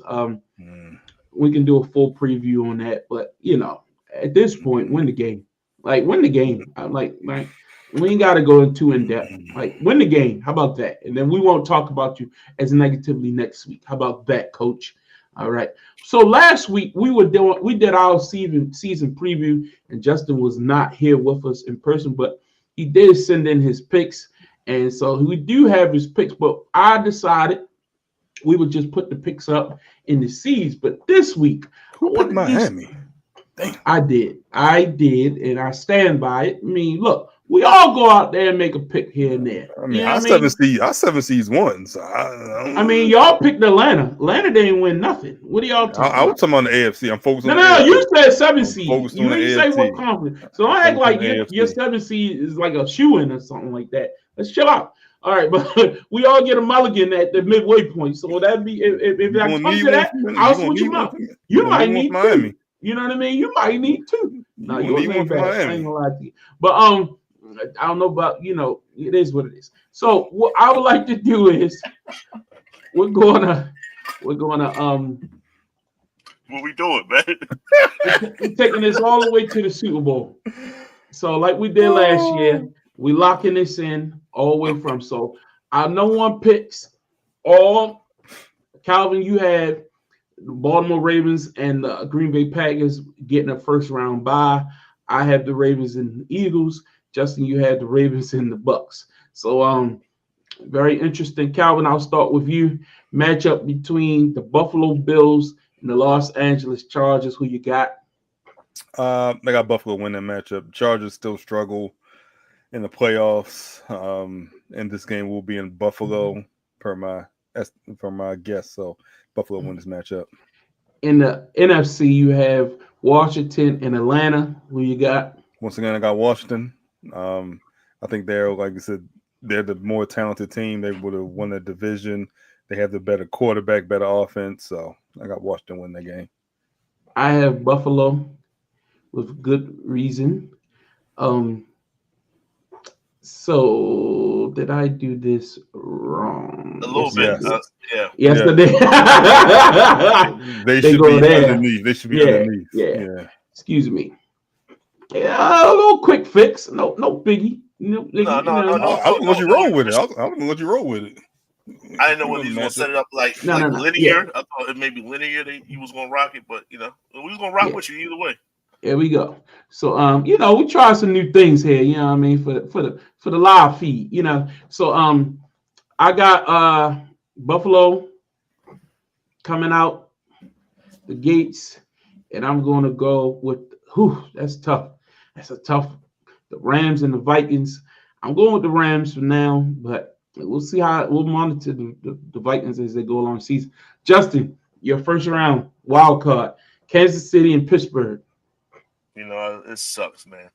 It sucks because I actually want Pittsburgh to go a little bit further in the playoffs, but not on my watch. You can pencil in Kansas City. All right, and you got the Eagles and the Falcons. Oh, Eagles for sure. All right. So another matchup in the wild card will be the Buffalo Bills and the Cincinnati Bengals. Who you got, Justin? This would be a great game. I'm not even gonna lie to you. But let's go with Buffalo. We won't give Josh Allen his respect. All right. Buffalo, so that means they would be the lower seed. The higher seed, so they go against Kansas City. And then you got Los Angeles Rams and the Green Bay Packers. Let's go Packers. Whew. That's up because you got Tampa. That's what. Okay. Kansas City and Denver. Woo! Oh man, that's tough. This is fun. I'm not gonna lie. This is fun. I like this. Yeah, that's tough. Kansas City and Denver. The way things are going now, I still need to see more. I just can't bet against Patrick Mahomes yet. Not that early. I got to match up with Buffalo, and then Detroit and that's a rematch of last year. Detroit and Washington. And look, man. No, same. In Washington, I gotta go. I got to. Yeah, I gotta go Washington. All right, Calvin, you got Kansas City and Cincinnati. I can't go against Kansas City in the playoffs. I was going to go with Cincinnati. I want to, especially if their defense is going to play a little bit better. You know what? I'm gonna go. Yeah, I'm going to Kansas City. I can't bet against Pat Mahomes in the playoffs. Bucks, Lions.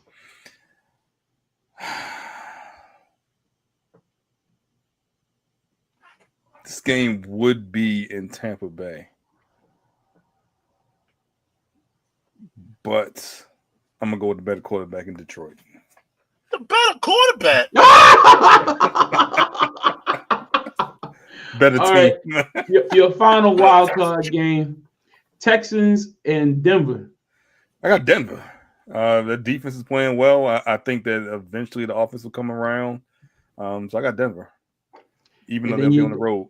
you got Oh, LA and Philly in the wild card. That's crazy. Philly. I got Philly. That's tough, man. That's tough. I got Texans, Bengals. I'm going with the Bengals, man.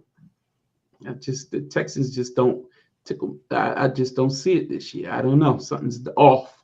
And then Tampa and Green Bay. Woo!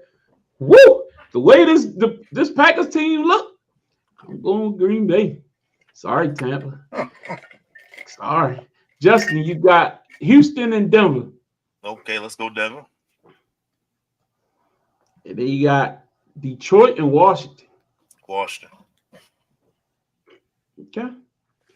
You said that with confidence. I like that. All right. Now let's get down to the what's that divisional round. Let's go top seed. Ravens, Broncos, Justin. Ravens win big. All right.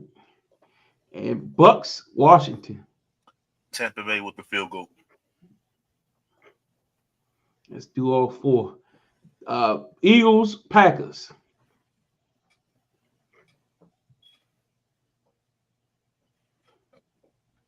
Eagles. Okay. And then finally, Kansas City and Buffalo, the rematch. We all got them. Look, we all got them. We got Kansas City hosting. You got Buffalo. I got wow. Let's he finally exercises his demons, man. Wow. Put Josh Allen on there, man. All right. That's crazy. Rematch. Rasheed Rice gonna do something to get in trouble again. I got Ravens. I agree with you, man. I'm going Buffalo. I think I think it's time.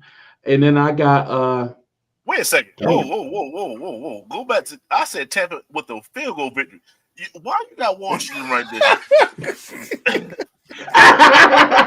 No. You said field goal victory. You never specified who. I thought you said Tampa with Washington. the field goal. I didn't. I saw field goal victory. I misheard. I heard field goal victory. I'm going Eagles. Green Bay not there for me yet. And look, man, I'm going with the Rams. I just believe this team is ready. I think they ready. If you told me Stafford would get healthier through the season, I would. I mean, he could. He could, but I mean, yeah. What's stopping him? All right, Calvin. You got I got Ravens, Baltimore, Denver. I got Ravens, Bills. Come on, man. One at a time. I'm trying to slide. Everybody going game by game. Yeah, man. Green Bay and Philly. Yeah. Green Bay. Okay, you believe. And Washington, Detroit. And I got Washington because they'll be home. You think home field matter that much? I think Detroit's not in a dome, so yes. All right, Final Four in the AFC. Calvin, Bills, Chiefs. Say what? No. We already skipped it. Okay. Ravens, Bills. I got the Ravens For the Super Bowl spot. Ravens in the Super Bowl. Who's your NFC representative in the Super Bowl? In my opinion, this is the first time in a couple years we'll have both one seed. So I got Ravens, Packers. Wow. All right. And we actually get a preview of that in December. I got it is. Ravens exercising them Josh Allen demons after he just beat Mahomes. I think that'll take a lot of that fun. Oh, we finally did it. And I got them taking on the Eagles. I got the Eagles. Year. They beat them regular season, lost in the playoffs. They're going to lose the regular season, beat them in the playoffs. I got the Bird Bowl. And who you got, Justin? Ravens, Bills. clearly Josh Allen's going to win this game. And Go and put it on. Thank you. Bucks Eagles. And we're going to take care of the Eagles, man. All right. Who's your Super Bowl champion? Bills, Tampa. Shake and bake. Finally gets it. Now who's your actual Super Bowl champion? He took the Jets last year. He's taking the Bucks this year. All right. Well, you already know what I said. I said he got to win. So it is what it is. Ravens, who you got? Ravens, Packers. I got a very good game in San Francisco, but I got Lamar holding up that Lombardi trophy in February. So we all went Homer on this. Okay. These are our official picks. We'll lock this in. We will refer to this throughout the season. The same we did as the previous slide. But that was a fun exercise. So this is what we do. You know, Justin went with the Bucks, his favorite team, which, you know, I respect that. I went with the Ravens with reason, you know what I mean? But and Calvin, I don't see the Cowboys with this. So make the goddamn playoffs. You got to roll with the Ravens, your second favorite team. So good for you. Go Pack, go. Sure. All right. Next up, we gotta take a look at our fantasy football update of the week. So, you know, we all in this fantasy football league called the Elite Eight, and every week we're gonna do an update and just take a look through, you know, past week's matchups. So, guys, I want you to tell me what you did last week. So, last week's matchups, you know, I had the highest points of the week. Nothing, no big deal. You know, it's only week one. 364 points. I destroyed my opponent in Christopher Jackson. Calvin, you scored 288 in defeat to Mike Moore of 305. What happened in your ball game? I had the third most amount of points in the league. Would have beaten anyone but two. You know, what happened is I had poor quarterback play. Neither one of my quarterbacks did anything. I had Dak. Dak actually was like 5 less than his projected He point. wasn't bad. But he didn't. Some CD drops would have helped. And I had Jordan Love, and he had touchdown passes, but they just didn't have enough completion and yards. So I think that's where it really came down to. Everywhere else, like the Travis Etienne pick, phenomenal, especially since they traded Tank Bigsby. He'll get more carries going forward. So yeah, that was it. That was it. But Justin, I'm happy about the points. But congrats. Justin, you got a big win this week. OTC, acknowledge me. How'd it go? 254 to 227 over Kai. I would have beat him, man. It don't matter. It only matters who you play against that particular week. And this particular week, Kyle had to acknowledge your boy. You know what I'm saying? So he threw up the ones for me. And we just see what happens next week. It was a good game all around. Everybody played good. You know, play solid. You know, if Xavier Worthy didn't get hurt, my score jumps like 30 to 40 points. But it's okay. It's okay though. It's okay though. It's all right because I got Patrick Mahomes too. So I understand the trick. Now I get it. All right. So yeah, I'm in first place so far with 364 points. It's gonna take a while for people to catch up with that score. So I understand. You know what I mean? It's what it is. You got carried by Josh Allen. Carried? You got carried by Josh Allen. That was it. Carried? Carried. Like my man Soldier Boy said, carried? No. My team actually is well balanced. If we're gonna pull it up, let's pull it up. So last week's matchup, of course, I picked Josh Allen early because I know football and you know the guy puts up numbers. So why wouldn't you go get either Lamar Jackson or Josh Allen pretty early, knowing that they're going to put up numbers? But CeeDee Lamb had damn near 30, 28. He could have had even more had he not dropped the ball as many times. Breece Hall, you know, that guy, you know what I mean? 34 points. So let's looks like more than just Josh Allen. Let's talk about Brock Bowers. Devontae Smith. Let's talk about DK Metcalf. And Ben back and show. So think about this. Had Devontae showed up, I'd have had 400 points. What do you mean? Like James Conner, solid 20. James Cook, 27. You were a recipient of what is known as prevent defense. Look at my bench. Egbuka on my bench with 22 and a half. Bench doesn't matter. So what? Warren with 18 and a half. Bench doesn't Dobbins with matter. 22. I could have smoked y'all by even more had I made some other team. I didn't play you, so I wouldn't worry. Right. About it. I'm just saying for the league, be on notice. Trouble's on your way. I'm coming. That's all. I told y'all this with the We want draft. to extremely pause that last statement that he just made. Extreme pause, because we just Let's want keep to it edit moving. that from the playback. Thank you. All right. So this past week, the Baltimore Orioles honored Cal Ripken Jr. at the Yard. They did? 30 years anniversary since the day that he turned into the Iron Man of professional baseball, Major League Baseball. It was a great scene at the Yard. Eddie Murray was there. They had some King Griffey Jr. was there. Yeah, man. Yeah. Palmeiro. Raphael came out there. I ain't Brady seen Raphael because he was on the in front of Congress talking about I did not take steroids. I ain't seen a man in the world. Padded and stuff. I guess he Raffy came out. But man, I remember that year like it was yesterday, man. 1995, after that 94 season, the strike and all that kind of stuff. 93 with the home run derby here. 91 with Candy Yards open. Man, I could go back. That's when I was like getting really into baseball as a youngster. And when Cal became Iron Man, my father was like super into it. We was going to multiple games, and he got the commemorative mug, the commemorative pennant thing when we won the pennant that year.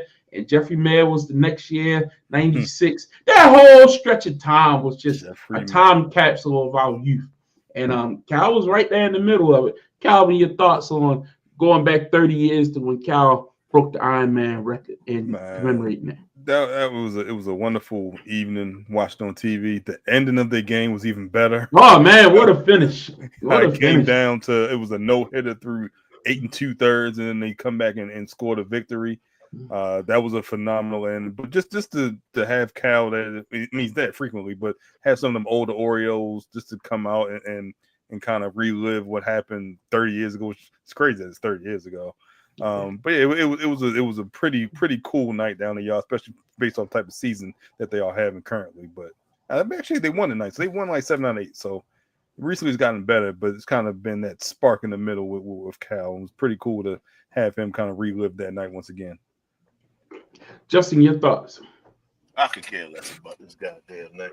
I don't care about no 21-31. It didn't make a difference for me then. It doesn't make a difference for me now. You celebrate the man because he came to work every day. That's all he did. He showed up. Great job. Thank you for clocking in. You got paid very well from it. And you put up some stats along the way. Shout out to the World Series ones that we had. Shout out to the fact that he was an MVP in his day. But that's not here. That's not now. And the team is absolutely god awful. And yes, they won a few games. I checked out. I don't care. Go to the next season.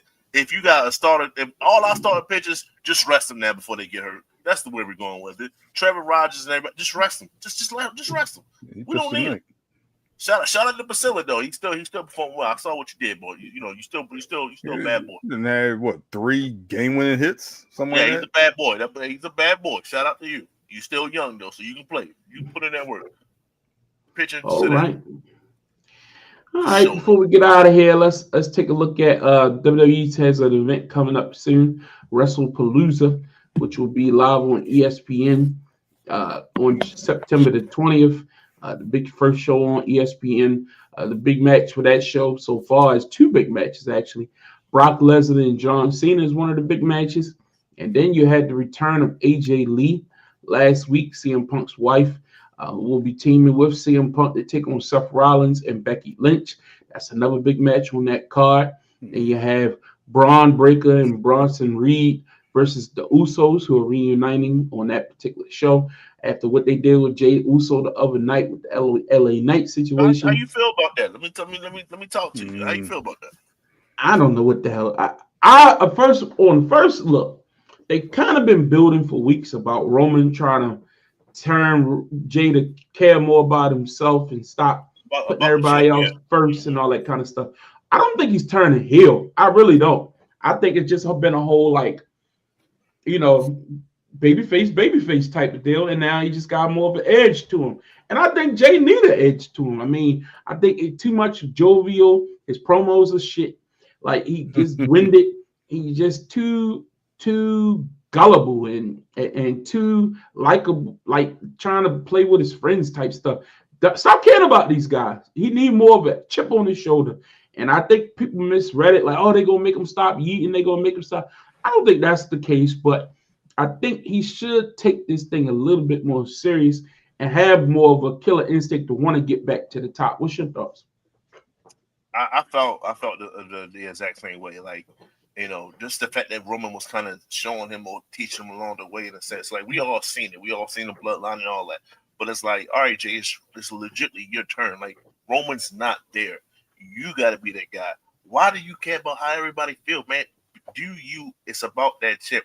And I looked at that and I was like, yo, he doesn't say anything about the championship. He really doesn't bring it up. It don't matter. Yeah. Even the interviews he's talking about, I maybe I didn't take it as serious. I should. You should never say that shit. You should never say that in public. Go ahead. And as a result, it started to show. So, you don't want to turn, I hate to say this, but you don't want to have that all truth treatment where as though, you got a nice spark, but now you just a gimmick. You know what I'm saying? He was there. Yeah. So that spear, I felt that part. I was like, yes, finally, like attack people, like do your thing. But you ain't gotta be a bad guy at the same time. So you ain't gotta turn heel. Yeah, you might get maybe 10% less people yeeting, but once that music come on, they're gonna do it anyway. It's just a hot thing to do. So I completely for it. I don't know how Jimmy Pauls fits in this scenario. I don't know if he's going to support him or not, because I'd like to see them two talk together. They are a great tandem because they're twins. So Jimmy is better solo mic skills, Pauls, more so way better than Jay. But Jay's kind of no, he's not either. He got the charisma. Jimmy's better every performer as well. Jay has the charisma. There you go. Yeah.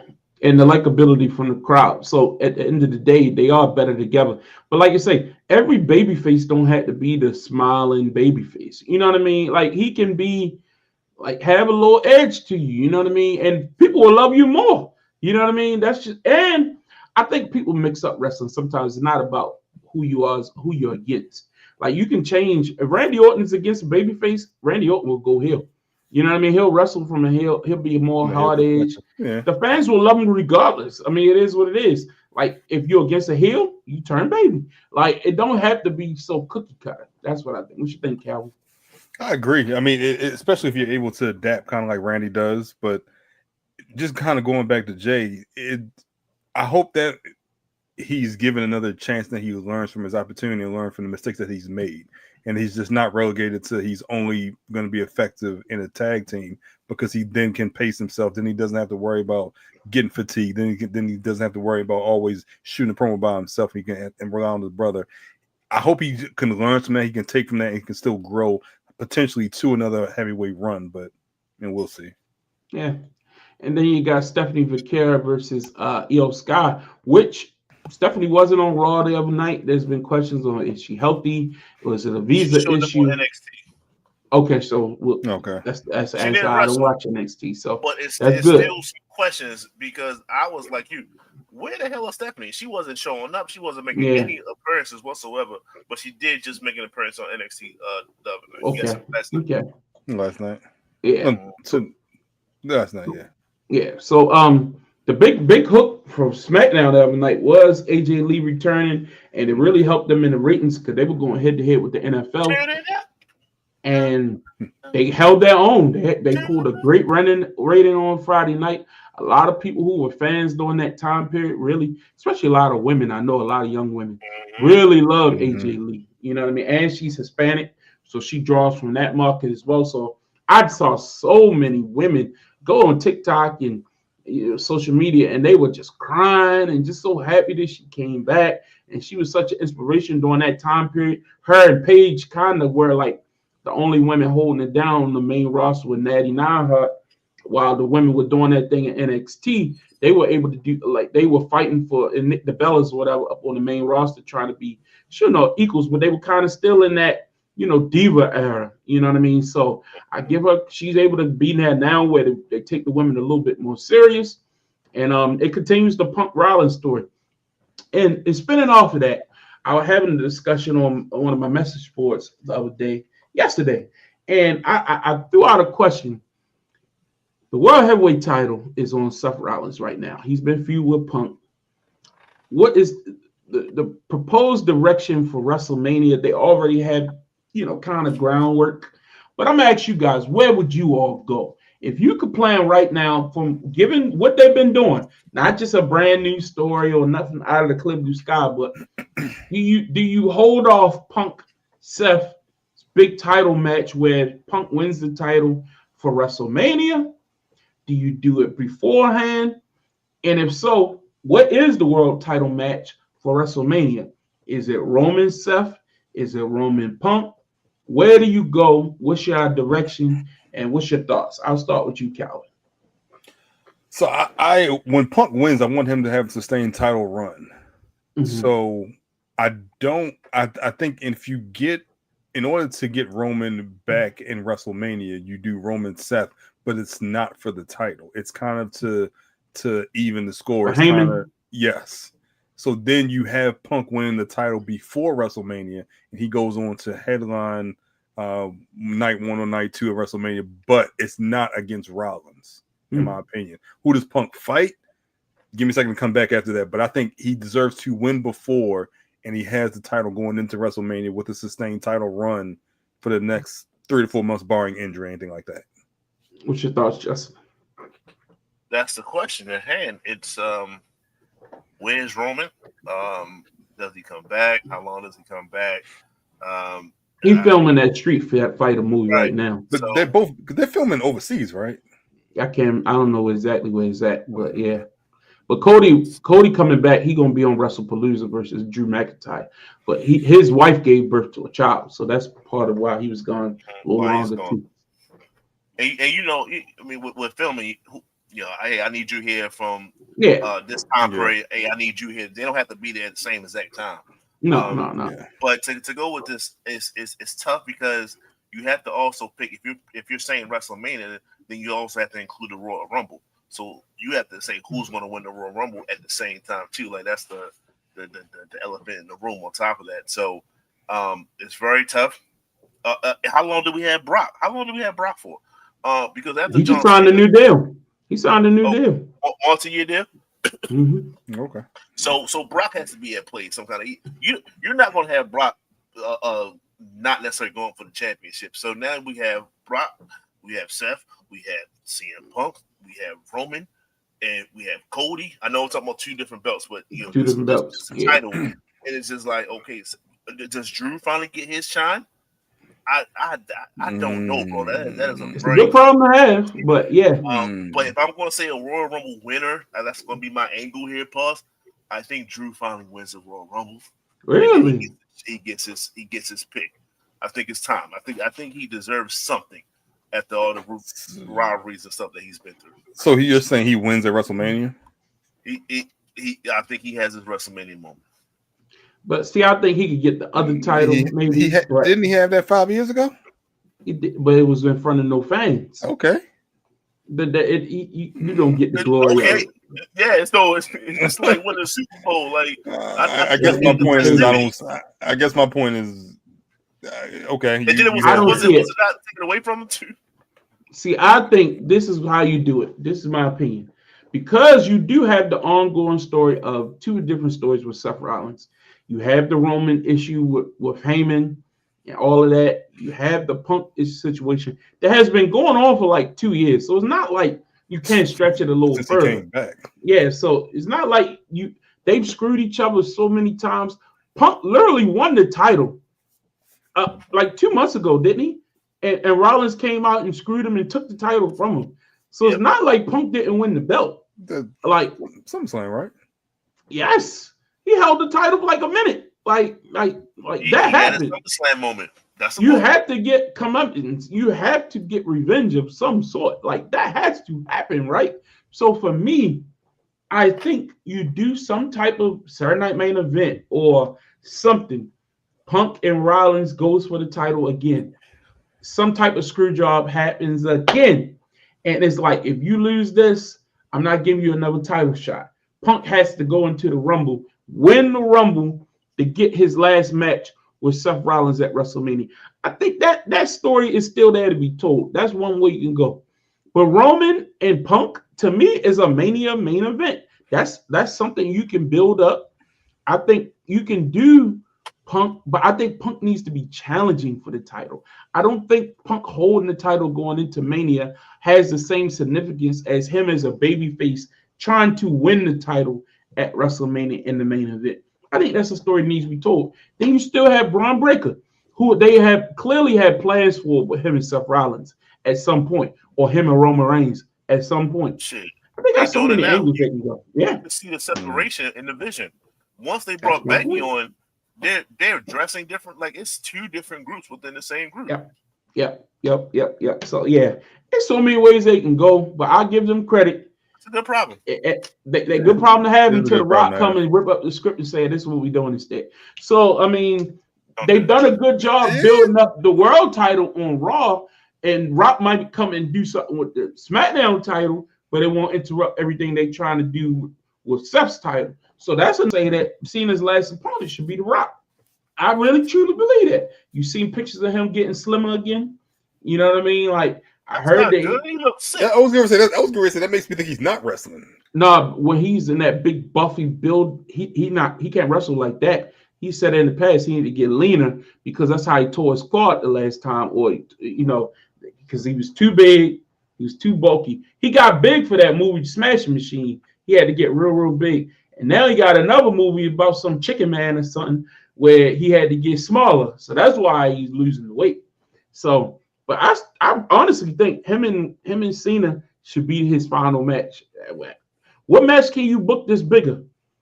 What match? I mean, I guess my thought is if that's the case, you do that at a pay-per-view. You don't do that on the main events. It is Cena, so that but it's on Peacock. It's not on regular TV. I thought it was on Peacock and NBC. Nah, NBC's not broadcasting it. Okay. It's exclusively on Peacock. Every other pay-per-view has been exclusively on Peacock. So it's not like any other pay-per-view. WrestleMania was on Peacock. So for me, I mean, you got to get a subscription to watch it. You know what I mean? I think, and it's in DC. Me and a couple friends were talking about going. As soon as the tickets go on sale, I'm gonna take a look, see how much it costs. But I'm not going over $250. I'm not. I just can't. I can't. In good conscience, pay more than $250 for a ticket to that show. Cena's last match. Yeah, I ain't that big of a Cena fan. I would go for the experience, but that's about it. If it's Cena Rock. If Cena Rock will go, I'm gonna figure it out. If Cena Rock, I'm gonna figure it out. That's Christmas. The Christmas gifts will already be purchased. Should be fine. Anyway, that's our show for tonight. We talked about a lot, and it's just about to be 11 o'clock. We got in. We did what we did. We had an interview. It still had our full 2-hour show within the 2-hour frame. Calvin, I could have went longer on that Ravens. We didn't even preview the Cleveland game this week. Yeah. We kept it short. We kept it nice. It's Cleveland. Y'all on that. No. But last year it was Vegas, and we lost the Cleveland before too. And it was at home. It's like, right? But coming off a loss though. They came off a loss last year. Same thing at Kansas City. That's true. In a comeback loss. I forgot I was going to say something, but yeah, I mean. And this is the part where it's tough because now you start thinking deja vu is going to happen all over again. But it won't. I was going to say, we got in a fight. Oh yeah, Canelo and Terrence Crawford. You saw the report that supposedly Bud his shoulder has been giving him problems. The same shoulder he had surgery on. That's the rumor. Well, at least it's free on Netflix. We ain't paying no money for it. So, yeah. I got Canelo. I think he's a little more powerful.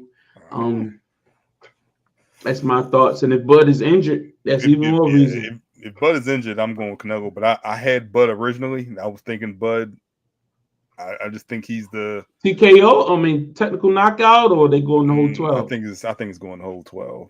This ain't Errol Spence. So yeah. What's your thoughts, Justin? Bud gonna knock his ass out, injury or not. Okay. Some problem. I love to see it. He ain't as big as not what's the guy named that Canelo lost to? I keep wanting to say Triple G. No, the beginning with a B. Both. Bovado. Yes, I was gonna say Bovell. Yeah. So he's not as Bud isn't as big as him, so I don't know. No, that's what I'm saying. I think the size is it's going to come down to the cards. So yeah, we'll see. It'll be interesting. That's on Netflix this weekend. Check that out. College football, some interesting matchups there. We'll talk more about it next week. We had an interview this week, so we didn't get to get into a lot of other stuff. I wanted to touch on that Cal Ripken story, but next week's games, we'll do a full rundown next week, all the best games, and we'll talk about any of the hottest topics next week on another edition of Get Off the Damn Fence. We appreciate you all tuning in tonight. Once again, congratulations to Justin and his lovely wife on their new child, and we thank you all for your support over the, everything that's been going on with the Get Off the Damn Fence, moving from Tuesday to Wednesday. Y'all always find us, and we appreciate that. But we'll be here each and every week. Calvin said he was going to do a little special picks for the week thing. I ain't see it come across my timeline. We starting week 2. I kept going back and forth. No, I kept going back and forth. I wanted to do it Friday, but I'm like, the lines may change between Friday and Sunday. So then I'm like, how can I count for that unless I just put it out Sunday morning? So I'm still kind of trying to figure out the logistics. You can do a Sunday morning. You ain't in church, you heathen. You got time. Figure it out. Do a Sunday morning. You all right? Me, I be in the house of the Lord. I can't be doing all that. Man, gonna text me in the middle of service talking about, hey man, what you say? You got Caesars? They got a what you say? I won't text you. They got a special. I bet you did it. But anyway, I was in the fellowship hall at the time. The Lord know my heart. We appreciate y'all tuning in this week. For Calvin, Justin, I'm Larry. We'll see you next week for another edition. Get Off the Damn Fence. Have a good night, everybody.